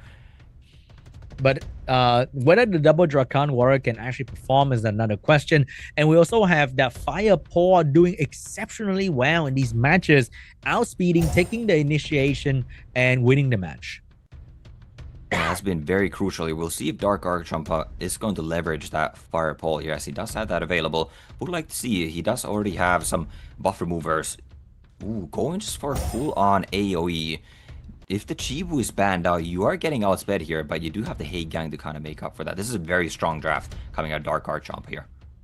Yep, we have 2 strip, we have 3 AoE. Both stripper come with glancing debuff to soft counter the AoE the triple revenge vert. So Zaxy's gonna go in with the Shiho to potentially counter the Chiwu if he managed to go turn 1. And I'm pretty sure he is gonna get turn 1 because all the Swift unit in challenge mode are extremely fast as well. So I think it is going to be a Shiho ban into potentially a Hate Gang ban. Yeah, I think those are the exact bans that have to happen here, because Hate Gang is kind of just going to deny your chance of opening, right? You need to kind of get lucky here. No, it's going to be a Dark Argor ban. So Zex is kind of trying to weather the storm here, only letting 2 of the damage dealers through, just letting Dark Archon having both the AoE buff removers. If he can weather the storm here, there are no resets, so one little proc from Shizuka might turn the battle on its head. Exactly, and the storm is getting smaller and smaller with Chiwu missing 1 strip right there, but the Hate Gang is moving right after. Can he actually take off the Shizuka, and can the follow-up move to intercept? But no, the Shizuka is going to cut in front of the enemy team, providing the immunity, and the storm just got completely destroyed by the Shizuka. Yeah, that is probably game over at this point. You have threats there on everyone too, so you have to split your damage. You can't throw the AoEs, you know, just trying to get the damage in while there are not really any heals on Zex's side. But Zexy also has the control here. Like, he does have, you know, double Dracon Warriors here, and that is a lot of control, as we know and seen on the ladder. And the thing about Threat State is it is also a soft damage reduction buff for his team. So by doing only AoE damage, Dark Archon is not taking off any of the Threat State yet, which means everyone there is still enjoying this sweet damage reduction. And that they are, and now the Dracon Warriors are having a field day with this breathing fire all over Dark Archon's team, absorbing their attack bar, taking even more turns, just keeping a lockdown. The Shizuka's cooldown reduction as well. Another skill 3, another violent proc, another skill 2, more Dragon Fire rains down Dark Archon's team. And Zex is in full control here. So much Dragon Warrior action right there. We are ending the night potentially with the Dragon Warrior just spitting fire on everybody. And there is a window that just opened for Dark Archon to start doing some more damage. But can he utilize this? Can this actually do enough damage? Here we go. And it barely scratched anything. Looking really good for Zex right there. There's nothing can go wrong for him at this point. Yeah, we see the threat state damage reduction as well as all of those minus water artifacts come into play. The Lamila really did 7,000 damage on the Vertical. Like, that is just abysmal damage, especially in challenge mode when all these monsters have at least like 35,000 hit points. It's not even 20% of Vertical's health there. Does get a nice low stun on Vertical, but Shizuka has skill 3 available next turn, and with everything being silenced, Zexy will take this last game. Oh my god, these Dragon Warrior just keep spitting. Like, I've seen that skill 2 from both of them so many times in this one match at this point. There's nothing that Dark Archon can do. And that's GG. Zax will take game 4. Zex showing the power of potassium for the Banana Boys. Look at that, dude. He's stoked. Topa, his expressions during the game were so funny. He seemed like that went... His reactions tell me that went even better than he was expecting it to. Probably, yeah. He got that. He had like kind of maybe some. Again, maybe this could be homework, right? Because the speeds are known, or maybe that was just pure luck there. That Shizuka cut right in between perfectly. And Zek was kind of like, okay, I guess that's game then. I guess I just win. Like, I got the Shizuka turn right in between. I get my immunity up. I guess I just win for free. And that's really what it seemed like there. It was so cool. Like, you know, Sean, just before the game started, right? We were just talking about like the Dragon Warrior combo, and then we got to see that again, plus Shizuka, which is insane. Indeed, and Shizuka can reduce the cooldown on a Dragon Warrior, and also Zax went in with the skill 2 cycle skill 3 combination instead of skill 3 in the skill 2, because with skill 2 you almost get a full turn into the skill 3, and if you proc right after that, you potentially have so much lower cooldown in this combination that they can just keep reducing the cooldown and heal blocking and doing a lot of damage in your team. Exactly. And this is how this matchup ended, guys. 3-1 in favor of the Banana Boys. So 3 more points on the board for them. And good luck, have fun walking away with just 1 point. Admittedly, it was a great point. Jeff Boladell made it look easy. Yeah, did it all while snacking. Had a great time doing it. That was a really fun game. Here is our updated leaderboard, everybody. Skills over Bills is still tied for first next to Chaos. Banana Boys has accelerated into that 3rd position with 7 total points, 3 of which were gathered today. GLHF in 4th, but still qualifying for the finals at this point with 5 total points. Now it's on Barceros and Skit Sons to really show up in these coming days because we have more round robin tournaments for the Americas Summit to look forward to. And I'll remind you guys again about this going forward as well. But next week, we're going to have a bye week because it's the Legend Tournament. So we're not having an Americas Summit next Friday because that is the same day as the close of the RTA Season 36 Legend Tournament. However, we'll be back for the 3rd week of the round robin segment of America's Summit on April 3rd. So you can remember that. April 3rd is the 3rd round robin set. And chat, I'm so happy to report we have another code for you too. 2 mystical scrolls and also some well wishes. Look at that. They're sending some good luck your way. LDNAT5 in our future. That's the code. So it's almost like we're doing a self-affirmation, Sean, when we type in that code. It's kind of funny that they gave 2 mystical scrolls, so there's no LD5 in that future in particular. No LD5 in that one, but maybe, you know what? But also, it's very fitting that skill over Bills is the top team in a tournament where it's literally skill over Bill. Yes, dude. Exactly. It's all challenge mode. It's all up here and improv. It's all improv and how you play the hand you're dealt. That's what we love about challenge mode. It was really fun to watch this. Topa, I really liked it with the addition of the Angelmon.